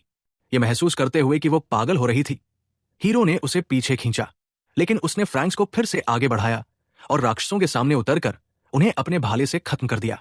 हालांकि वो एक डिरेंज्ड मेनिया की तरह जमीन को पीटने लगी और क्लासरों को खत्म करने के लिए दृढ़ थी, लेकिन फ्रैंक्स ने उसी पल सारा ईंधन खो दिया। बाद में उस दिन हीरो ने 02 को झील पर पाया और पूछा कि वो अजीब व्यवहार क्यों कर रही है। उसने कहा कि वह दुनिया के हर क्लासर को मारना चाहती है ताकि वो ह्यूमन बन जाए। हीरो ने सोचा कि वो पागल है और उसे वैसे ही स्वीकार करने को कहा, लेकिन उसने उस पर चिल्लाकर शट अप करने को कहा। हालांकि वो रुका नहीं और उसने 02 से कहने का फैसला किया कि वो उससे प्यार करता है, लेकिन उसने सोचा कि वो केवल गेट लेड करने की कोशिश कर रहा है, तो उसने उसे जमीन पर धक्का दिया और कहा कि वो उसके साथ प्लॉट डेवलप करने को तैयार है और उसे चूमने लगी। हालांकि उसने उसे धक्का देकर हटाया और समझाने की कोशिश की कि वो वाकई एक अच्छा लड़का है जो सच्चा प्यार चाहता है, लेकिन उसने कहा कि वो केवल क्लासरों को मारने के लिए उसका उपयोग कर रही है ताकि वो ह्यूमन बन सके। बाद में उस रात जब इचिगो ने 02 से बात करने की कोशिश की, उसने उसे दर्पण तोड़ते पाया और सोचा कि क्या उसने अपना दिमाग खो दिया है, लेकिन 02 बस चली गई। इचिगो को याद आया कि रहस्यमयी व्यक्ति ने कहा था कि 02 अपने पार्टनरों पर अभिशाप डाल रही है और हर बार जब वे फ्रैंक्स में एक साथ सवारी करते हैं, उनकी मृत्यु हो जाती है। उसने कहा कि हीरो एक खास इंसान है और अगर वो उसके साथ सवारी करता रहा तो जल्द ही वो उसके जैसा राक्षस बन जाएगा। अगले दिन फ्रैंक्स ने बर्फ में एक और क्लासर से लड़ाई शुरू की, लेकिन छोटे क्लासर उस पर टकराने लगे जब तक कि जोरोम और इचिगो बचाव के लिए नहीं आए। हालांकि 02 को धीमा करने की कोई इच्छा नहीं थी और वो फिर से दौड़ पड़ी, लेकिन हीरो ने फ्रैंक्स को पीछे खींचा और उसे ह्यूमन बनने के अपने ऑब्सेशन को भूलने को कहा। उसे खत्म करने के लिए 02 ने फ्रैंक्स पर नियंत्रण ले लिया और उसकी आत्मा ने उसे गला घोंटना शुरू कर दिया। उसने कहा कि वो ह्यूमन बनने के लिए दृढ़ है ताकि वह अपने पहले डार्लिंग से फिर मिल सके। लेकिन हीरो ने सोचा कि वो भी उससे पहले मिला है, तो उसने अपनी कहानी बतानी शुरू की। जब वो छोटी थी, उसे कई महीनों तक एक कमरे में कैद रखा गया था और एक भूत उसे खाना देता था। लेकिन एक दिन भूत ने उसे एक चित्र पुस्तक दी और पन्ने दिखाने के बाद 02 चित्रों से मंत्रमुग्ध हो गई।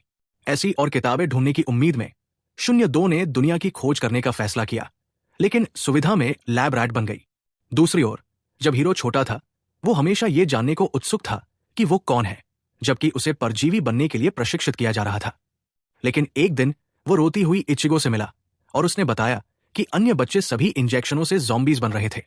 उसे लगता था कि उसके साथ कुछ गलत है, क्योंकि वो हमेशा रोती थी और सोचती थी कि क्या उसे और इंजेक्शन लेने चाहिए जब तक कि वो दर्द से सुन्न न हो जाए।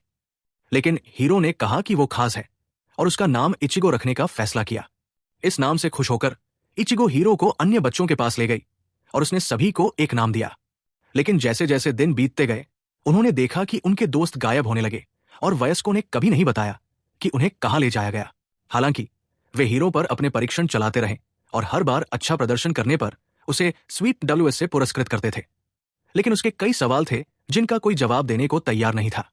लेकिन एक दिन उसने एक बदसूरत छोटी राक्षस लड़की को देखा जिसे सुविधा में घसीटा जा रहा था। जब उसने एक वयस्क से पूछने का फैसला किया कि वो कौन थी, तो महिला ने उसे सवाल पूछना बंद करने को कहा। सच जानने के लिए दृढ़, हीरो ने गलियारे में चुपके से घुसने की कोशिश की, लेकिन 2 वयस्कों ने उसे देख लिया और अपने कमरे में लौटने को कहा। हालांकि हीरो जानने के लिए दृढ़ था, तो वो बर्फ में चुपके से निकला और उसकी कोठरी देखने के लिए एक पेड़ पर चढ़ गया।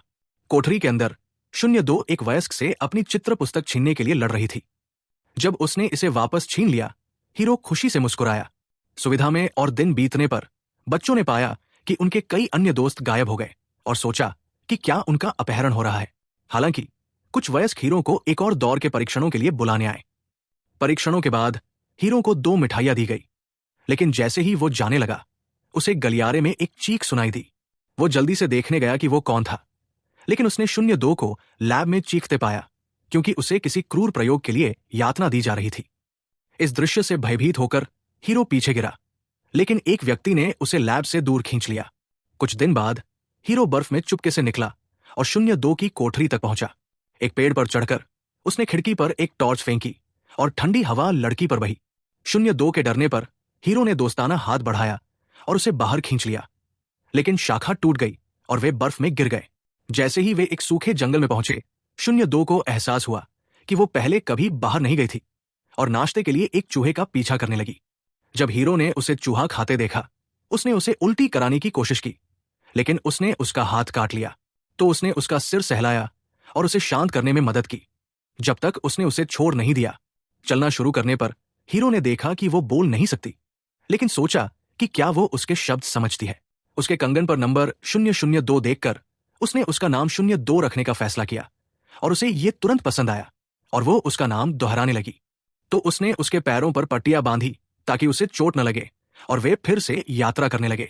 आराम करते समय उसने उसे एक मिठाई दी और जैसे ही उसने इसे चखा, वो खुशी से चिल्लाई। तो उसने अपनी चित्र पुस्तक उसे दी, ये उम्मीद करते हुए कि वो कहानी पढ़ेगा। लेकिन सुविधा के कुछ लोग उन्हें ढूंढने लगे। सौभाग्य से वे झाड़ियों में छिपने में कामयाब रहे। बर्फ के माध्यम से अपनी यात्रा जारी रखते हुए वे एक नए क्षेत्र में चुपके से घुस गए और जैसे ही बल उनका पीछा करने लगे, वे दौड़ने लगे। एक पेड़ में आराम करते हुए हीरो ने 02 से कहा कि उसकी चित्र पुस्तक में एक राक्षस राजकुमारी की कहानी है जो एक पुरुष से प्यार करने के बाद इंसान बनने की कोशिश कर रही थी। हालांकि हीरो ने सोचा कि कहानी दुखद है, क्योंकि दोनों एक साथ नहीं हो सकते थे, और सोचा कि अगर दोनों इंसान होते तो क्या चीजें अलग होती।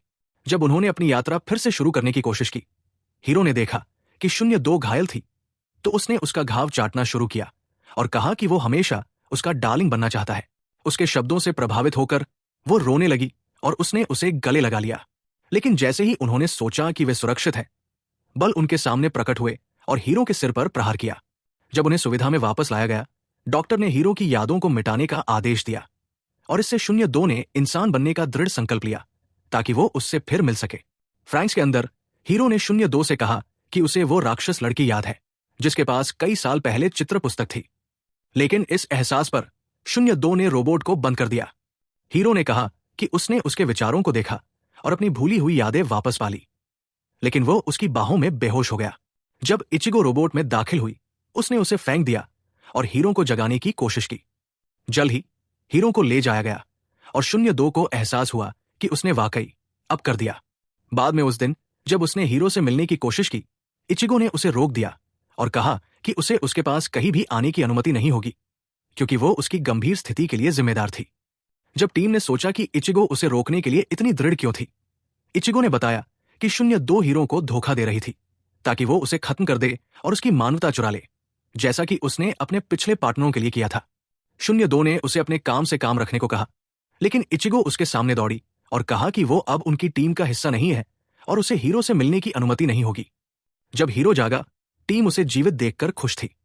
हालांकि वो 02 को देखने की उम्मीद कर रहा था और सोच रहा था कि वो कहाँ है।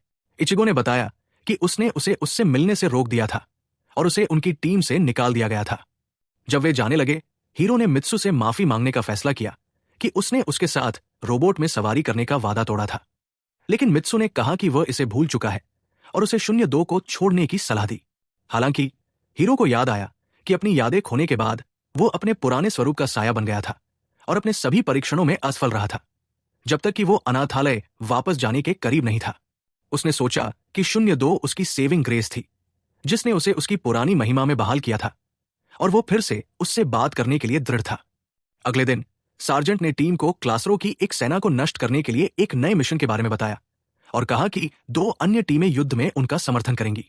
लेकिन इचिगो ने तुरंत अपना हाथ उठाया और मांग की कि 02 को उनकी टीम से निकाल दिया जाए, क्योंकि वे उसे एक डिरेंज्ड मैनेस मानते थे। नाना ने बताया कि 02 अगले दिन मुख्यालय लौट रही है, क्योंकि उसे पहले ही बुलाया जा चुका है और वो अपनी पुरानी टीम में फिर से शामिल होगी। इस खबर से स्तब्ध 02 ने उनसे विनती करने की कोशिश की और कहा कि वो जाने से पहले हीरो को देखना चाहती है, लेकिन नाना ने कहा कि वो अगली सुबह चली जाएगी। जब 02 कमरे से जाने लगी, फुतोशी ने उसका रास्ता रोका और इचिगो ने कहा कि वे उसे हमेशा के लिए हीरो से दूर रखने के लिए दृढ़ है। उसी समय हीरो ने अपने कमरे से निकलने की कोशिश की, लेकिन मिको ने कहा कि उसे कमरे से निकलने की अनुमति नहीं है, क्योंकि उन्हें डर था कि 02 उसे खत्म कर देगी। कुछ घंटों बाद इचिगो उसके कमरे में आई और कहा कि वो उसके लिए एक सेब लाई है। जैसे ही उसने इसे छीलना शुरू किया, उसने बताया कि 02 अपनी पुरानी टीम में फिर से शामिल हो रही है और चाहती है कि वो उससे दूर रहे। हालांकि हीरो ने कहा कि वो 02 के बारे में सोचना बंद नहीं कर सकता, लेकिन उसने टीम को अपनी चिंता के लिए माफी मांगी। सेब खाने के बाद हीरो ने इचिगो से कहा कि वो सोना चाहता है, तो वो चली गई। इस बीच बोर्डिंग होम में 02 ने गोरों को खिड़की में धक्का दिया, क्योंकि वो हीरो को ढूंढने के लिए दृढ़ थी। लेकिन इचिगो प्रकट हुई और कहा कि उसे कभी भी उससे मिलने की अनुमति नहीं दी जाएगी। उसके शब्दों से गुस्साए 02 ने उसकी कमीज पकड़ी और कहा कि वो केवल उससे बात करना चाहती थी। तो गोरो ने सुझाव दिया कि वे उसे हीरो के साथ कुछ मिनट दें। जल्द ही वे सुविधा में पहुंचे, लेकिन जैसे ही 02 इन्फर्मरी में दाखिल हुई, उसने पाया कि वहां कोई नहीं था। टीम भी उतनी ही हैरान थी, लेकिन जल्द ही उन्हें एहसास हुआ कि हीरो छत के रास्ते भाग गया था। हालांकि 02 ने सोचा कि वे उसे धोखा देना चाहते थे और उसकी आंखें गुस्से से चमकने लगी। इस बीच हीरो बोर्डिंग होम में उसके दरवाजे पर दस्तक दे रहा था और उसे फिर से देखने के लिए उत्सुक था। जब उसने पाया कि उसका कमरा शांत है, उसने अंदर जाने का फैसला किया, लेकिन देखा कि पूरा कमरा अस्त व्यस्त हो गया था। उसी समय 02 ने पूरी टीम को बेहोश कर दिया था और इचिगो को खत्म करने के लिए तैयार थी। लेकिन उसी पल हीरो कमरे में दाखिल हुआ। उसे देखते ही उसने इचिगो को छोड़ दिया, तो हीरो उसके पास दौड़ा और पूछा कि 02 सबको क्यों चोट पहुंचा रही थी। 02 ने कहा कि इचिगो ने उसे उससे दूर करने की कोशिश की, लेकिन अब वो उससे बात करना चाहती थी। हालांकि हीरो ने कहा कि वह एक राक्षस है और उसे हमेशा के लिए चले जाने को कहा। अगले दिन 02 जाने के लिए तैयार थी और जैसे ही वो बाहर निकली, टीम को उसके लिए बुरा लगा और सोचा कि वे उसे मिस करेंगे। जैसे ही हीरो बोर्डिंग होम के सामने पहुंचा, 02 बस उसके पास से गुजरी और जंगल की ओर चली गई। जब इचिगो ने सुझाव दिया कि वे अंदर जाए, उसने देखा कि हीरो रो रहा था, क्योंकि उसे फिर कभी न देख पाने का दुख था। लेकिन जब उसने उसका पीछा करने की कोशिश की, इचिगो ने उसे रोक लिया और उसने हीरो से कहा कि अगर वो 02 के पास लौटा तो वह राक्षस बन जाएगा। उसने कहा कि वो हमेशा उसके साथ रहना चाहती है और उसे हेवन तक क्लाइमैक्स करने के लिए सवारी करने को तैयार है। उसने कहा कि वो छोटेपन से हमेशा उसके साथ रहना चाहती थी और वह उसे पूरे दिल से प्यार करती है। लेकिन उसी पल हीरो ने 02 का जेट देखा, जो किले से उड़ता हुआ जा रहा था। अगले दिन सार्जेंट ने खुलासा किया कि क्लासरों का एक बड़ा समूह कई किलों को नष्ट कर रहा था और बलों को खत्म कर रहा था। यह देखकर टीम को एहसास हुआ कि उन्होंने कभी इतनी बड़ी क्लासर सेना से लड़ाई नहीं की थी और डर था कि वे सभी अपने डूम से मिलेंगे। सार्जेंट ने कहा कि उनका कर्तव्य समूह के सभी क्लासरों को खत्म करना और उस पर नियंत्रण करना है, क्योंकि उनकी सफलता मानवता के अस्तित्व को निर्धारित करेगी। जल्द ही टीम जाने के लिए तैयार थी और गोरो ने हीरो से कहा कि उसे लूजर होने पर गर्व करना चाहिए, क्योंकि वो हमेशा एक रहेगा। क्या कहा उसने? इचिगो ने कहा कि वे जल्द लौटेंगे और सुझाव दिया कि वह झपकी ले ले, क्योंकि वो कुछ और करने के लिए बहुत यूजलेस है। डैम! युद्ध क्षेत्र पर 02 की पुरानी टीम ने हमला किया और क्लासरों को नष्ट कर दिया, जबकि इचिगो और उसकी टीम युद्ध में उतरी।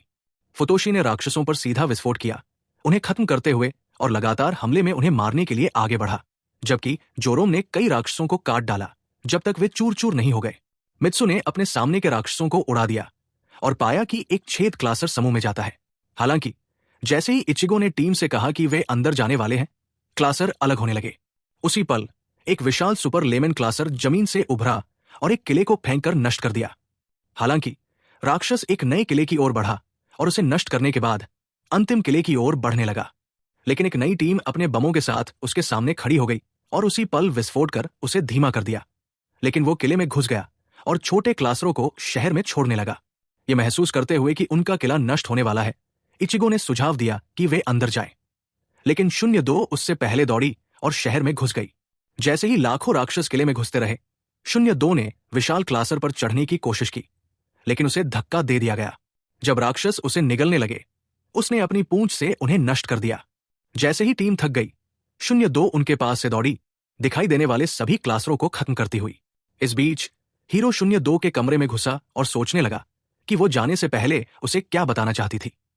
टेप किए दर्पण को देखकर उसने फैसला किया कि वो अब लूजर नहीं रहेगा, बल्कि मैन अप करके उससे बात करेगा। उसी समय टीम ने पाया कि क्लासर शहर पर कब्जा कर रहे थे, और जैसे ही इचिगो का गोला बारूद खत्म हुआ, उसने एक धातु खींची और 3 राक्षसों को मार डाला। जोरोम ने एक राक्षस से लड़ने की कोशिश की, लेकिन उसे धक्का दे दिया गया। जैसे ही इचिगो ने एक और को काटा, उन्होंने एक प्रशिक्षण रोबोट को 02 की ओर दौड़ते देखा और पाया कि वो हीरो था। लेकिन इससे पहले कि हीरो उसके करीब पहुंच पाता, राक्षसों ने रोबोट को पीछे धकेल दिया और हीरो बाहर गिर गया। उसे देखकर इचिगो ने उसे सुविधा में लौटने को कहा, लेकिन गोरो ने रोबोट को बंद कर दिया, ये महसूस करते हुए कि इचिगो केवल उन्हें अलग रखना चाहती थी, क्योंकि वो हीरो को अपने लिए चाहती थी। तो गोरो ने हीरो से अपने रोबोट में घुसने को कहा और इचिगो से उसे 02 के करीब पहुंचाने में मदद मांगी। जल्द ही इचिगो ने रोबोट को शक्ति देना शुरू किया, और जैसे ही वे जुड़ रहे थे, उसने पाया कि हीरो के दिमाग में केवल 02 की यादें थी। ये महसूस करते हुए कि उसे जीतने की कोई उम्मीद नहीं है, उसने इसे सकेट अप करने का फैसला किया। तेज गति से इचिगो फ्रैंक्स में टकराई, लेकिन तुरंत पीछे धकेल दी गई। फिर भी वो नहीं रुकी और फिर से आगे बढ़ी, लगातार हमला करते हुए। लेकिन राक्षस ने उसका हथियार काट लिया। जैसे ही उसने उसे थप्पड़ मारा, उसने उसके सिर पर प्रहार किया, लेकिन वो उसमें टकराई और उसे बंद करने में कामयाब रही। जब हीरो फ्रैंक्स में घुसा, उसने देखा कि 02 एक अपरिचित राक्षस बन चुकी थी।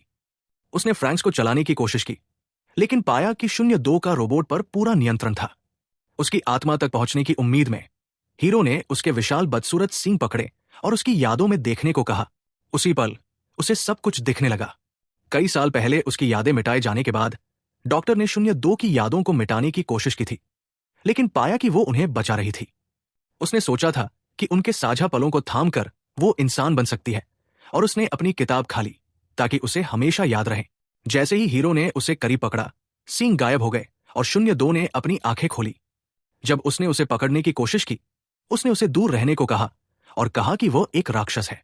लेकिन हीरो को कोई परवाह नहीं थी और उसने उसे करीब पकड़कर कहा कि भले ही वे पहले ऐसा नहीं कर पाए, वो अब उसके साथ बाहरी दुनिया देखना चाहता है। उसी समय 3 बड़े क्लासरों ने फ्रैंक्स पर विस्फोट किया, लेकिन जैसे ही वो हवा में ऊंचा उठा, एक शक्तिशाली रोशनी चमकने लगी और फ्रैंक्स बदलने लगा।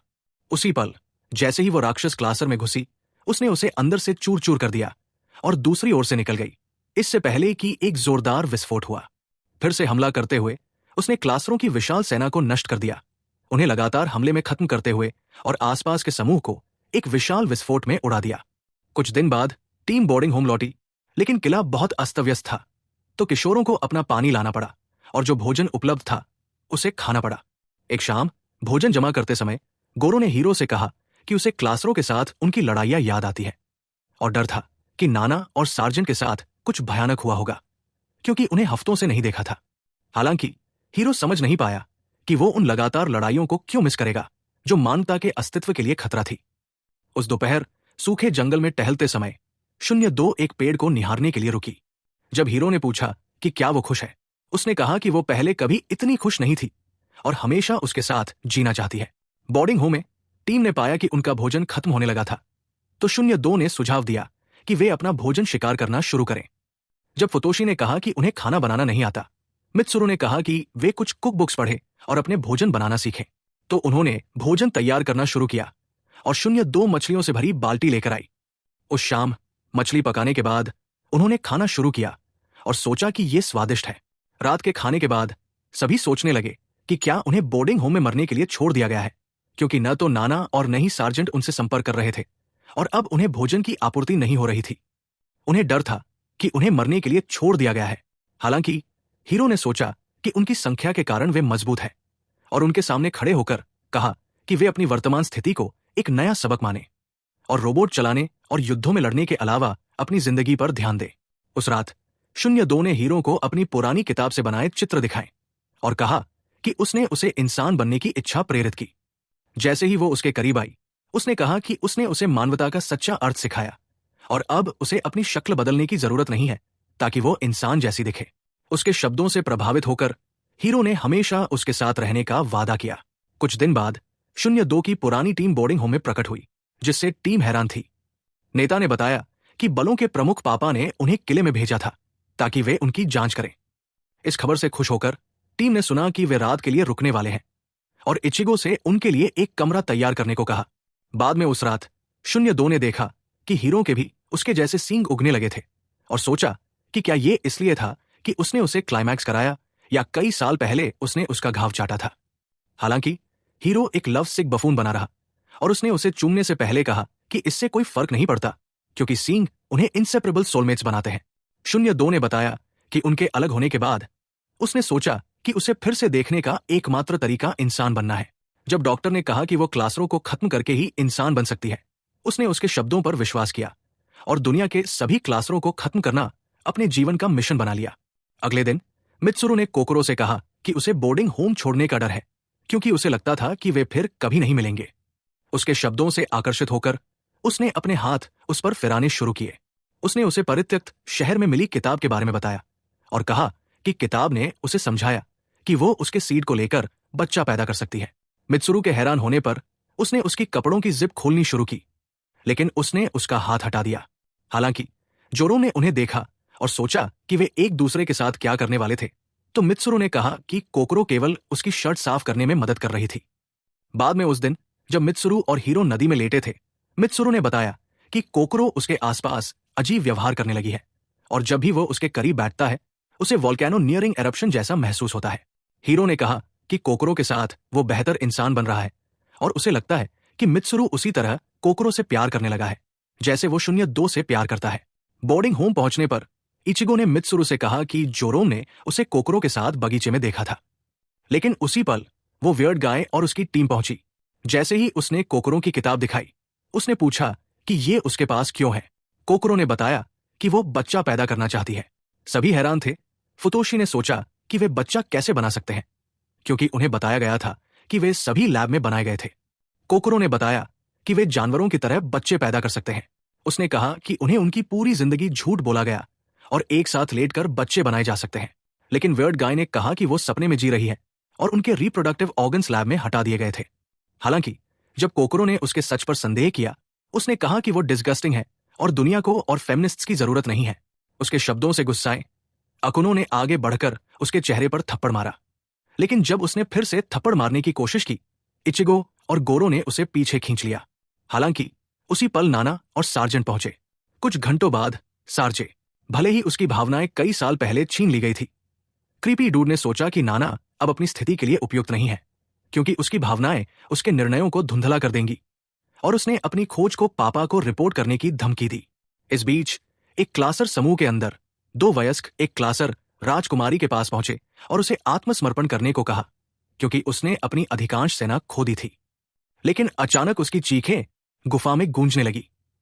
उसे खत्म करने की हताश कोशिश में एक वयस्क ने अपने हथियार निकाले और उसकी ओर दौड़ा, लेकिन जैसे ही वो उस पर कूदा, उसने उसे भेद दिया और उसका शरीर जमीन पर फेंक दिया। जल्द ही 2 राक्षसी अजगरों ने बाकी लोगों को नष्ट कर दिया। लेकिन जैसे ही क्लासर राजकुमारी ने शरीर की जांच की, उसने पाया कि ये एक खाली खोल था।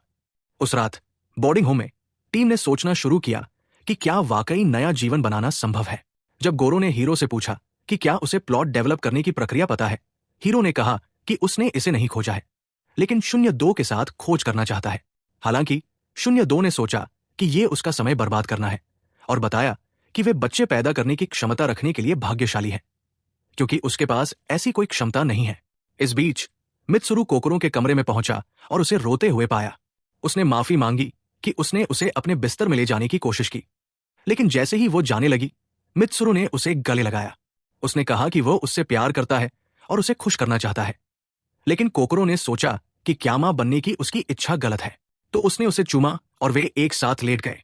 प्लॉट डेवलपमेंट की रात के बाद अगले दिन सुविधा में सार्जेंट ने इचिगो से कहा कि वे अपने किले को छोड़कर एक नए किले में जाएंगे।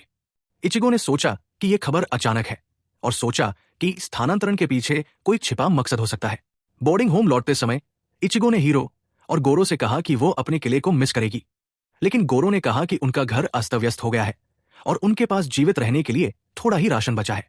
बोर्डिंग होम में हीरो ने सुझाव दिया कि वे मित्सुरु और कोकरो की शादी आयोजित करें, उनके मिलन के उत्सव के रूप में।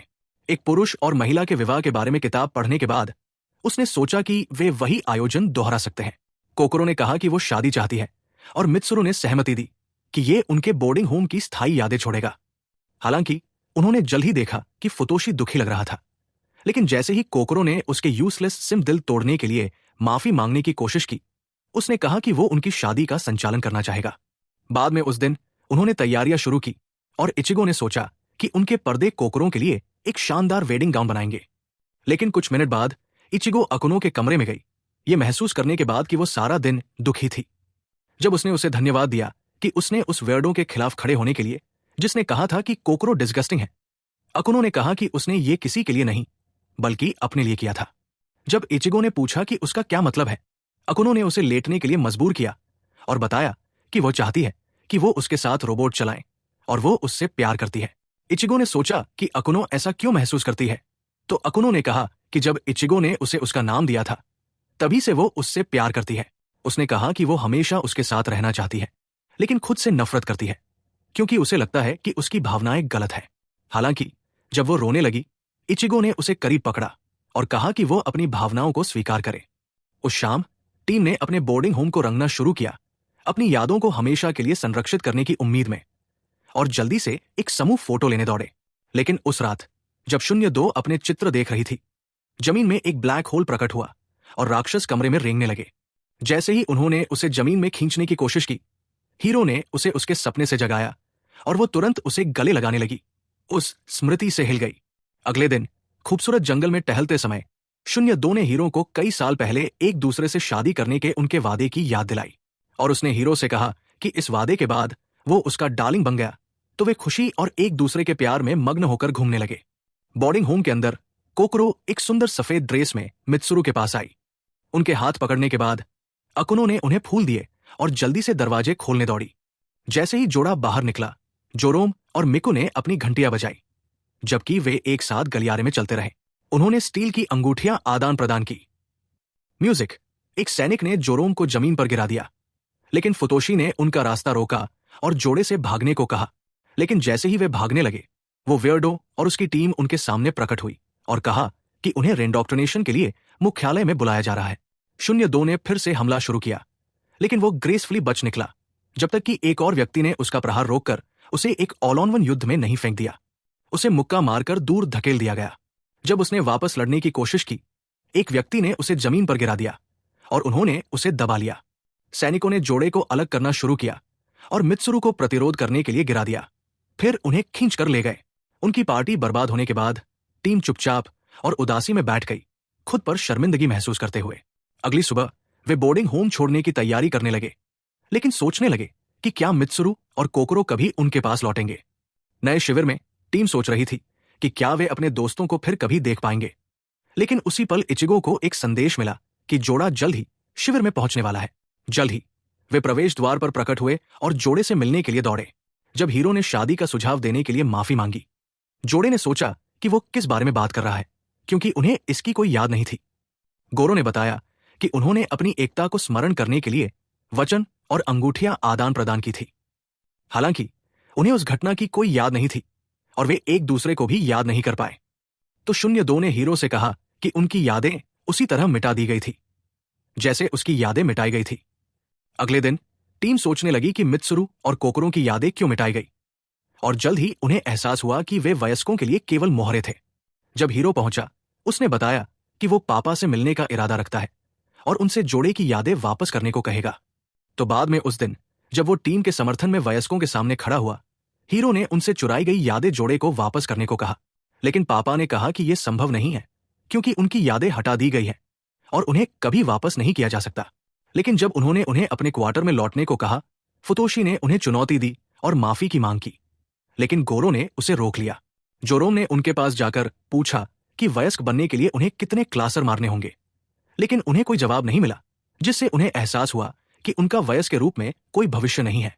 हीरो ने वयस्कों से कहा कि वे अब उन पर भरोसा नहीं करते और युद्ध खत्म होने के बाद अपनी स्वतंत्रता की मांग की। तो पापा ने सहमति दी कि अगर वे अंतिम युद्ध में सफल हुए तो उन्हें मुक्त कर दिया जाएगा। कुछ दिन बाद एक महिला उनके क्वार्टर में आई और बताया कि उनका नया मिशन पृथ्वी पर बचे हुए क्लासरों को नष्ट करना है। हालांकि जब मिकु ने पूछा कि नाना को कहां स्थानांतरित किया गया है, महिला ने कहा कि उसका नाम नाना है और उसे उनकी नई देखभालकर्ता नियुक्त किया गया है। इस बीच एक निजी कमरे में वयस्कों ने हीरो और 02 से कहा कि वे अंतिम मिशन में उनकी जीत पर भरोसा कर रहे हैं और यह सबसे महत्वपूर्ण मिशन है। हालांकि हीरो अपनी दृढ़ता साबित करना चाहता था, तो उसने उन्हें आश्वासन दिया कि वे इस मिशन के बाद छोड़ देंगे और अपने निर्णय खुद लेंगे। अगले दिन जब टीम बाहर जा रही थी, वे 02 की पुरानी टीम से मिले, जिन्होंने उन्हें यूजलेस लूजर्स कहा। लेकिन 02 ने कहा कि उनकी मदर एक यूजलेस लूजर है। म्यूजिक तुरंत सुविधा के अंदर एक अलार्म बजने लगा। जैसे ही पुरानी टीम युद्ध क्षेत्र पर पहुंची, उन्होंने क्लासरों को मारना शुरू कर दिया। जोरोम आकाश से गिरा और अपने सामने वाले क्लासरों को नष्ट कर दिया। तो इचिगो ने कई अन्य पर हमला किया, उन्हें खत्म करते हुए, और मित्सु ने एक को खत्म किया, फिर एक और को मार गिराया। इस बीच जैसे ही फ्रैंक्स जमीन के अंदर गहराई में उतर रहा था, हीरो ने 02 से पूछा कि युद्ध के बाद वो कहां जाना चाहेगी। लेकिन उसने कहा कि वो उसके साथ रहना चाहती है और उनकी शादी के वादे की याद दिलाई। युद्ध के लिए तैयार होने पर 02 ने एक बड़े दुश्मन को उनके आधार की ओर बढ़ते सेंस किया। डॉक्टर ने उन्हें तुरंत जाने को कहा और जैसे ही वे गए, एक रोबोट अंदर टकराया और धुएं में एक क्लासर सर प्रकट हुआ, जिसमें क्लासर राजकुमारी थी।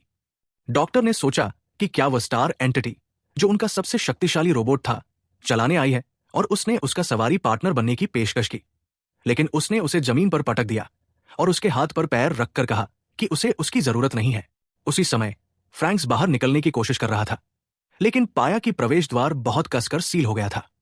राक्षस के तेजी से पास आने पर हीरो ने फ्रैंक्स को रीडायरेक्ट करने की कोशिश की, लेकिन उसे नियंत्रित नहीं कर सका। तुरंत सर फ्रैंक्स में टकराया और क्लासर राजकुमारी ने उसे बंद करने के लिए हाथ उठाया। उसने 02 को बाहर खींचा और उसे अपनी कबीले की यूजलेस रिप ऑफ कहा, फिर उसे फेंक दिया। हीरो को उसकी सीट से बांधते हुए उसने उसके सींग जांचे और सोचा कि वो प्लॉट डेवलपमेंट के लिए उपयुक्त है, तो उसने उसे चूमना शुरू किया। इस दृश्य से स्तब्ध 02 ने उनके पास दौड़ने की कोशिश की, लेकिन एक टेंटकल ने उसे दूर धकेल दिया। राजकुमारी ने हीरो से कहा कि वो उसकी लाइफ फोर्स निकालना चाहती है और उसी पल रोबोट को शक्ति देना शुरू किया। उसने हाथ आगे बढ़ाया, प्रवेश द्वार खुल गया और वो उड़ गई। जैसे ही वो स्टार एंटिटी की ओर उड़ी, हीरो ने सोचा कि वो फ्रैंक्स को कैसे चला सकती है। उसने बताया कि उसके कबीले ने फ्रैंक्स बनाया था, जिसे इंसानों ने उनसे चुरा लिया था। जैसे ही उसके सींग चमकने लगे, एक भयानक शोर युद्ध क्षेत्र पर फैल गया और सभी रोबोट्स को तुरंत पैरालाइज कर दिया। साइकिक कनेक्शन के माध्यम से क्लासर राजकुमारी ने बताया कि युद्ध शुरू करने के लिए वे जिम्मेदार थे और कहा कि वे उनके कबीले की मैग्मा एनर्जी चुरा रहे थे। सुविधा के अंदर सार्जेंट ने सोचा कि राजकुमारी किस बारे में बात कर रही है। तो डॉक्टर ने बताया कि मैग्मा एनर्जी क्लाउस सैपियंस की थी, जो क्लासरों को अपने हथियारों के रूप में इस्तेमाल करते थे। उसने कहा कि क्लासरों में भी दो सवार होते हैं, जैसे उनके रोबोट्स में, और उनके फ्रैंक्स को क्लासरों की तरह ही बनाया गया था ताकि वे अत्यंत शक्तिशाली हों। उनके शब्दों को कम्युनिकेशन के जरिए सुनकर टीम को एहसास हुआ कि वे युद्ध के गलत पक्ष में थे, और कुछ महीने पहले जिस उत्खनन को उन्होंने बचाने की कोशिश की थी, वो क्लासर दुनिया पर सीधा हमला था, जिसके कारण उन्होंने जवाबी हमला किया था। इस बीच फ्रैंक टैंक स्टार एंटिटी पर उतरने लगे और जमीन से एक विशाल सेना को बुलाया। उसी समय टीम ने देखा कि एक विशाल क्लासर सेना सतह पर उभरी और क्लासर जेट आकाश में उड़ गए। जब जमीन ढहने लगी, एक और विशाली सेना सतह पर प्रकट हुई, जबकि जेट बाहरी अंतरिक्ष में उड़ गए। उन्होंने नए दुश्मनों पर जोरदार विस्फोट किए और टीम सोचने लगी कि व्हाट द एफ हो रहा है। उसी पल स्टार एंटिटी उनके सामने प्रकट हुआ और अजीब एलियन जेट पृथ्वी पर टकराए। जैसे ही उनमें से नए राक्षस निकले, वे रोबोट्स को पार करके क्लासरों पर हमला करने लगे। जब एक क्लासर ने बाहरी अंतरिक्ष में एक बड़ा विस्फोट किया, नए दुश्मन वर्म ने अपना जोरदार विस्फोट छोड़ा, उसे तुरंत नष्ट कर दिया। लेकिन राजकुमारी ने खुद का एक शक्तिशाली विस्फोट छोड़ा और वर्म सेना को तुरंत खत्म कर दिया। हालांकि जब उसने एक और विस्फोट छोड़ने की कोशिश की, स्टार एंटिटी इतना स्टिफ हो गया कि हिल नहीं सका और राजकुमारी अपनी शक्तियां खोने लगी। उसी समय दो वयस्कों ने खुद को वर्म सेना के नेता के रूप में प्रकट किया और कहा कि उन्होंने स्टार एंटिटी को हमला करने के बाद सेल्फ डिस्ट्रक्ट करने के लिए प्रोग्राम किया था, क्योंकि ये एक खतरनाक हथियार था जो उन्हें नष्ट कर सकता था। उसी पल स्टार एंटिटी दीवारों से सील होने लगा और अजीब धागे हीरो और राजकुमारी पर रेंगने लगे, उनकी लाइफ फोर्स को चूसते हुए। जैसे ही राजकुमारी दर्द में चीखने लगी, हीरो ने उसी तरह उसकी यादों से जुड़ने का फैसला किया जैसे वो 02 के साथ जुड़ा था। इस बीच युद्ध क्षेत्र पर एक वर्म रोबोट ने क्लासर सेना को कचरे की तरह नष्ट करना शुरू कर दिया, लेकिन टीम को यकीन नहीं था कि उनका असली दुश्मन कौन है। जब उन्हें एहसास हुआ कि वयस्क गायब हो गए हैं, इचिगो ने सुझाव दिया कि वे स्टार एंटिटी की ओर जाएं और उसे सेल्फ डिस्ट्रक्ट होने से रोकें, तो टीम उससे सहमत हो गई। उसी समय 02 सुविधा में भटक रही थी, लेकिन अपनी चोटों से गिर गई। हालांकि जब वो जागी, उसने पाया कि उसका घाव ठीक किया गया था और उसके शरीर में तरल पदार्थ डाला जा रहा था। उसने डॉक्टर से कहा कि क्लासर राजकुमारी ने उसे अपनी एक रिप ऑफ वर्जन कहा था, तो वो सोचने लगी कि वो वास्तव में कौन है। डॉक्टर ने बताया कि राजकुमारी अपने कबीले की एकमात्र जीवित बची थी और उसने उसके डीएनए का उपयोग करके 02 को बनाया था। उसने कहा कि उसका भाग्य स्टार एंटिटी को चलाना और क्लासरों से मानवता को बचाना था, क्योंकि वह प्रयोग की एकमात्र जीवित बची थी।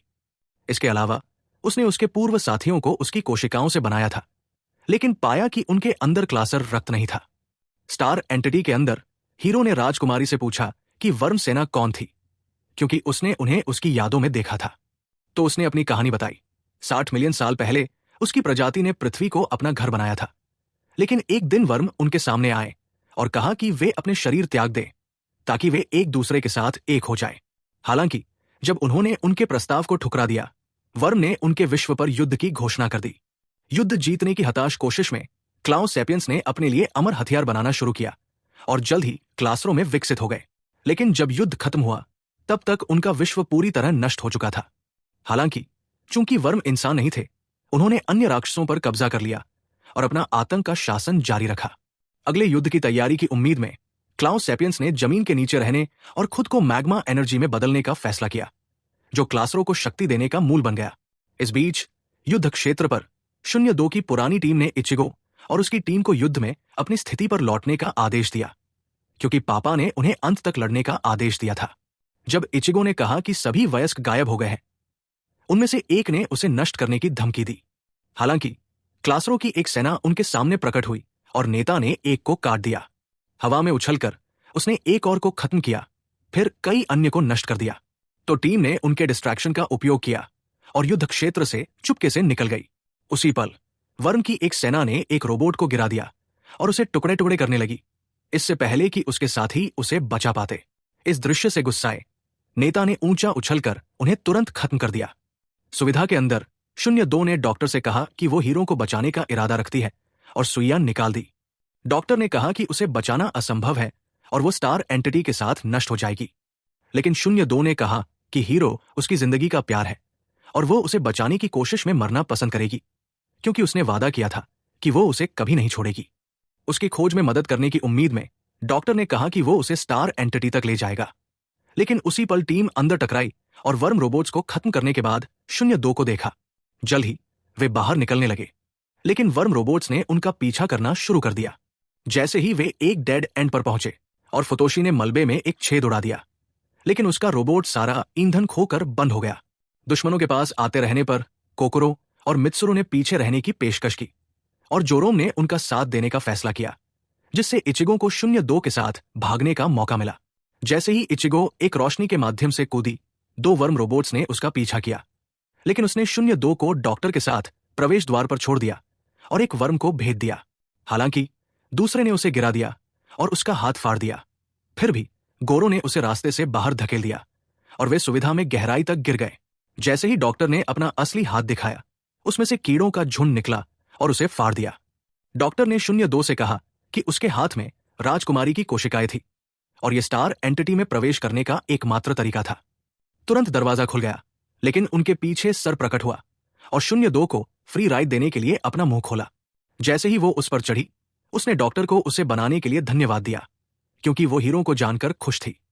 उसके शब्दों के बाद सर्प स्टार एंटिटी की ओर उड़ा और अंदर घुसने से पहले रास्ता बनाता हुआ टकराया और फ्रैंक्स के सामने टुकड़े टुकड़े हो गया।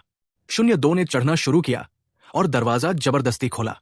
अंदर उसने हीरो को मोटे बदसूरत धागों में दबा पाया, लेकिन जब उसने उसे जगाने की कोशिश की तो उसे एहसास हुआ कि वो शायद मर चुका है।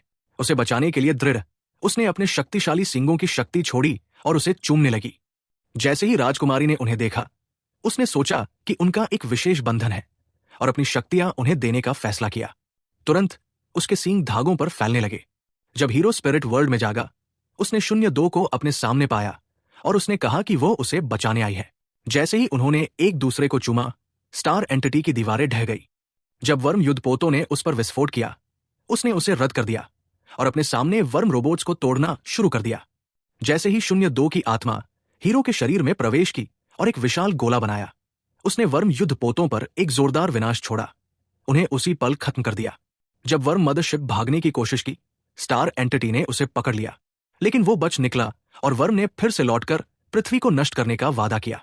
युद्ध के कई हफ्तों बाद बचे हुए किशोर अपने दम पर रहने लगे और किलों के नष्ट होने के बाद उन्होंने अपना भोजन उगाना शुरू किया।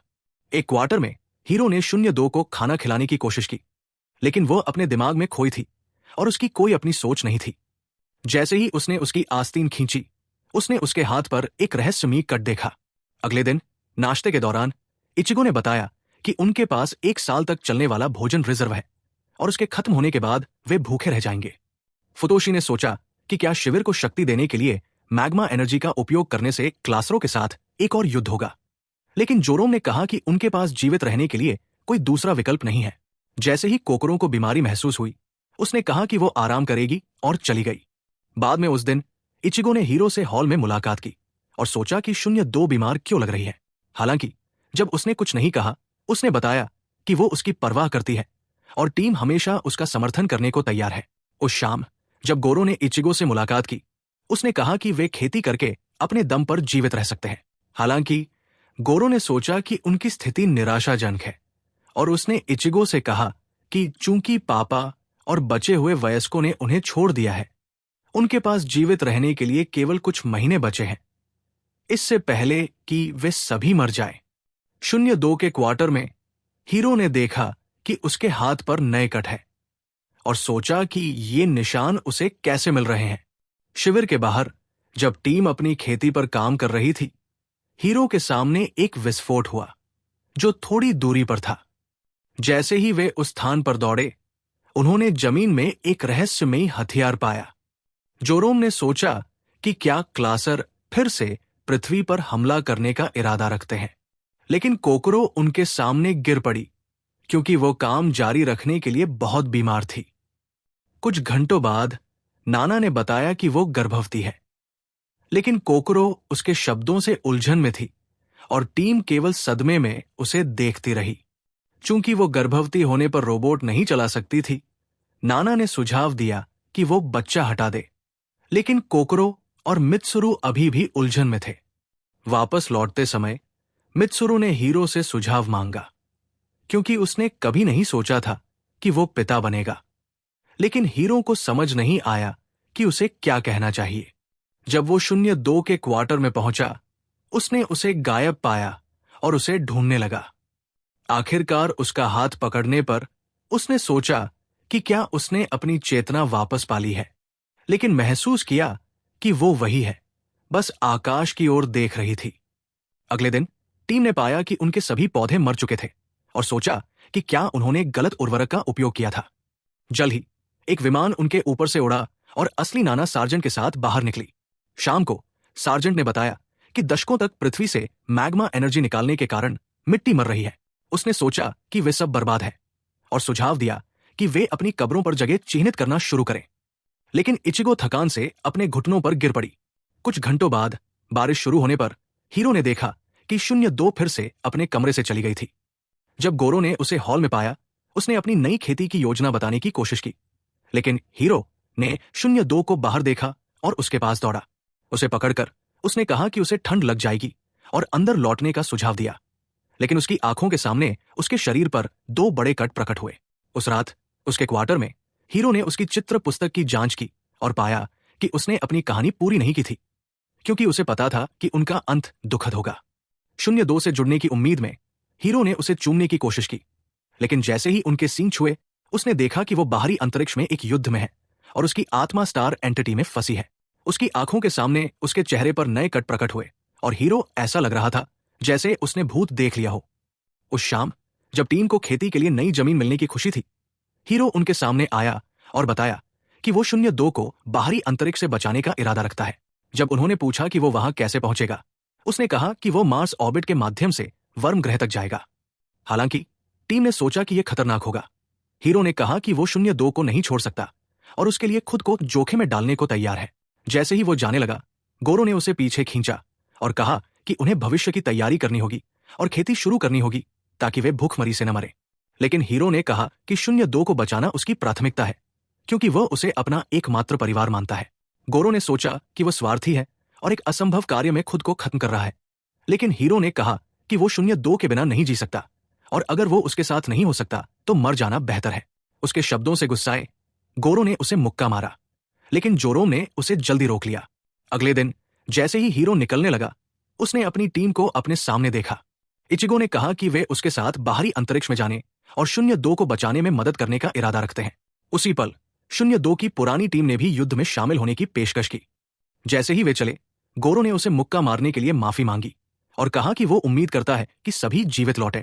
उनके जाने के बाद कोकोरो ने मित्सुरु से पूछा कि उसने रहने का फैसला क्यों किया। उसने कहा कि वो उसकी गर्भावस्था की जिम्मेदारी लेना चाहता है। बाहरी अंतरिक्ष में टीम ने पाया कि वे अपने रोबोट्स को सामान्य से अधिक स्वतंत्र रूप से हिला सकते हैं और सोचा कि युद्ध आसान होगा। लेकिन एक क्लासर जहाज में सिस्टम ने उन्हें एक आ रही वर्म फ्लीट के बारे में चेतावनी दी। जैसे ही वर्म मदरशिप ने क्लासर जहाज पर एक शक्तिशाली विस्फोट किया, उसने खुद को हमले से बचा लिया। अपने अवसर को देखकर टीम स्टार एंटिटी तक पहुंचने की उम्मीद में निकल पड़ी। जैसे ही हीरो करीब उड़ा, उसने सोचा कि स्टार एंटिटी वर्म फ्लीट पर हमला क्यों नहीं कर रहा है। रिपेंटेंट वेयर्डो ने बताया कि उसे नियंत्रित करने के लिए एक पायलट की जरूरत है। उसे रास्ता देने की उम्मीद में टीम हीरो के सामने गई और रास्ते में वर्म सेना को नष्ट कर दिया। जैसे ही उन्होंने और विस्फोट किए, उन्होंने अपने सामने के दुश्मनों को खत्म कर दिया। हालांकि जोरोम को पीछे धकेल दिया गया और उन्होंने एक विशाल वर्म सेना को अपने रास्ते में खड़ा देखा। इचिगो ने हीरो से कहा कि वो अपनी गति से सेना को काट दे। जैसे ही वे आगे बढ़े, जोरोम ने अपने सामने की सेना को खत्म कर दिया, जिससे हीरो को रास्ता मिल गया। लेकिन जब वे स्टार एंटिटी तक पहुंचे, एक विशाल वर्म ने उन्हें एक गोलियत की तरह धकेल दिया।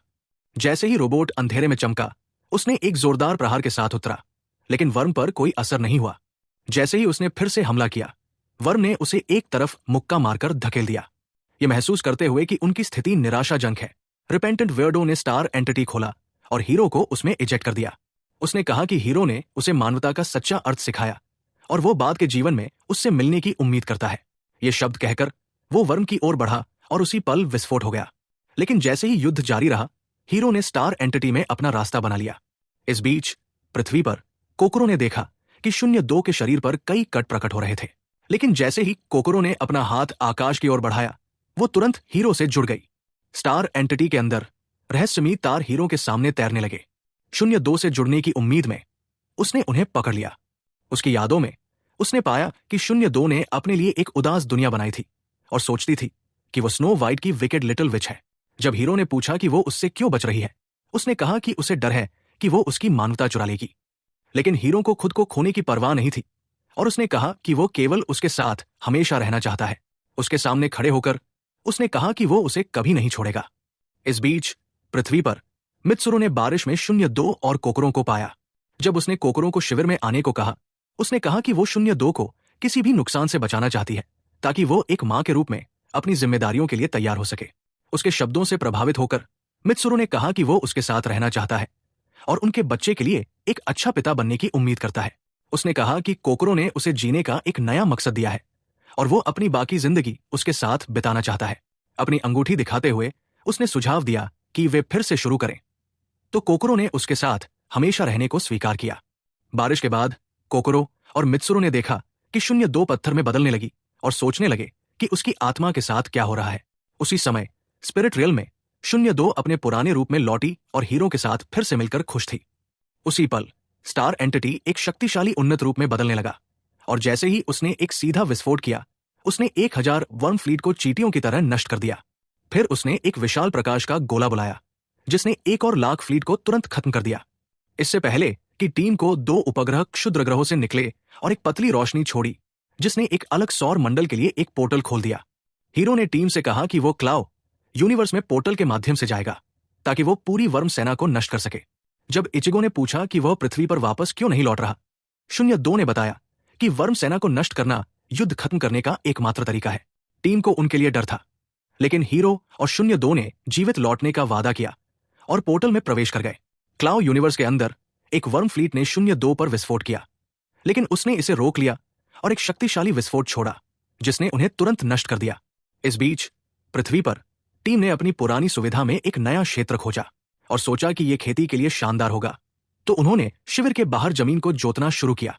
इचिगो ने गोरो से कहा कि वो चाहती है कि हीरो और 02 वो नई दुनिया देख सकें जो वे अपने लिए बना रहे हैं, और उम्मीद की कि वे क्लाउ यूनिवर्स में अभी भी जीवित है।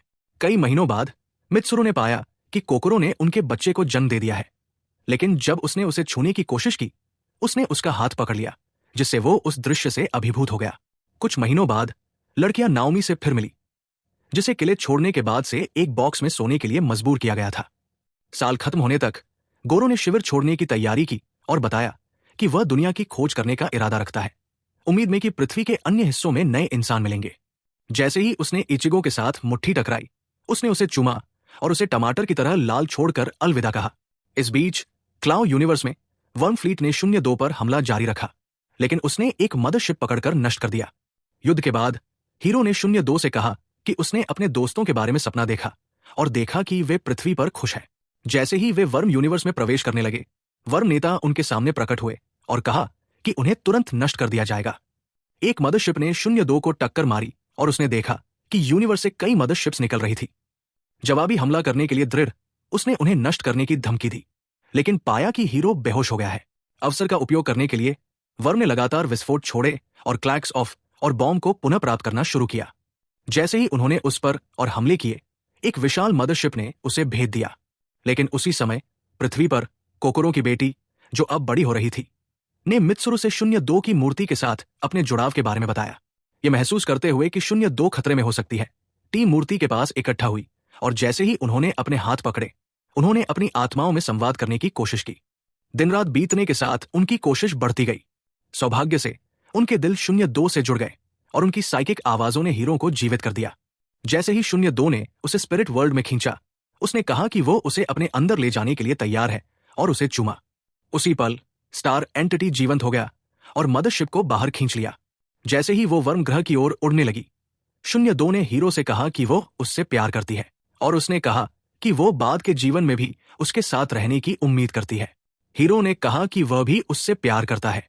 जैसे ही वे दुश्मनों के बीच से गुजरे, उन्हें नष्ट करते हुए 02 ने बम छीना और उसे ग्रह के अंदर डालकर मुक्का मारा, लेकिन उसका हाथ फट गया और 2 मदरशिप्स ने उसे रोक लिया।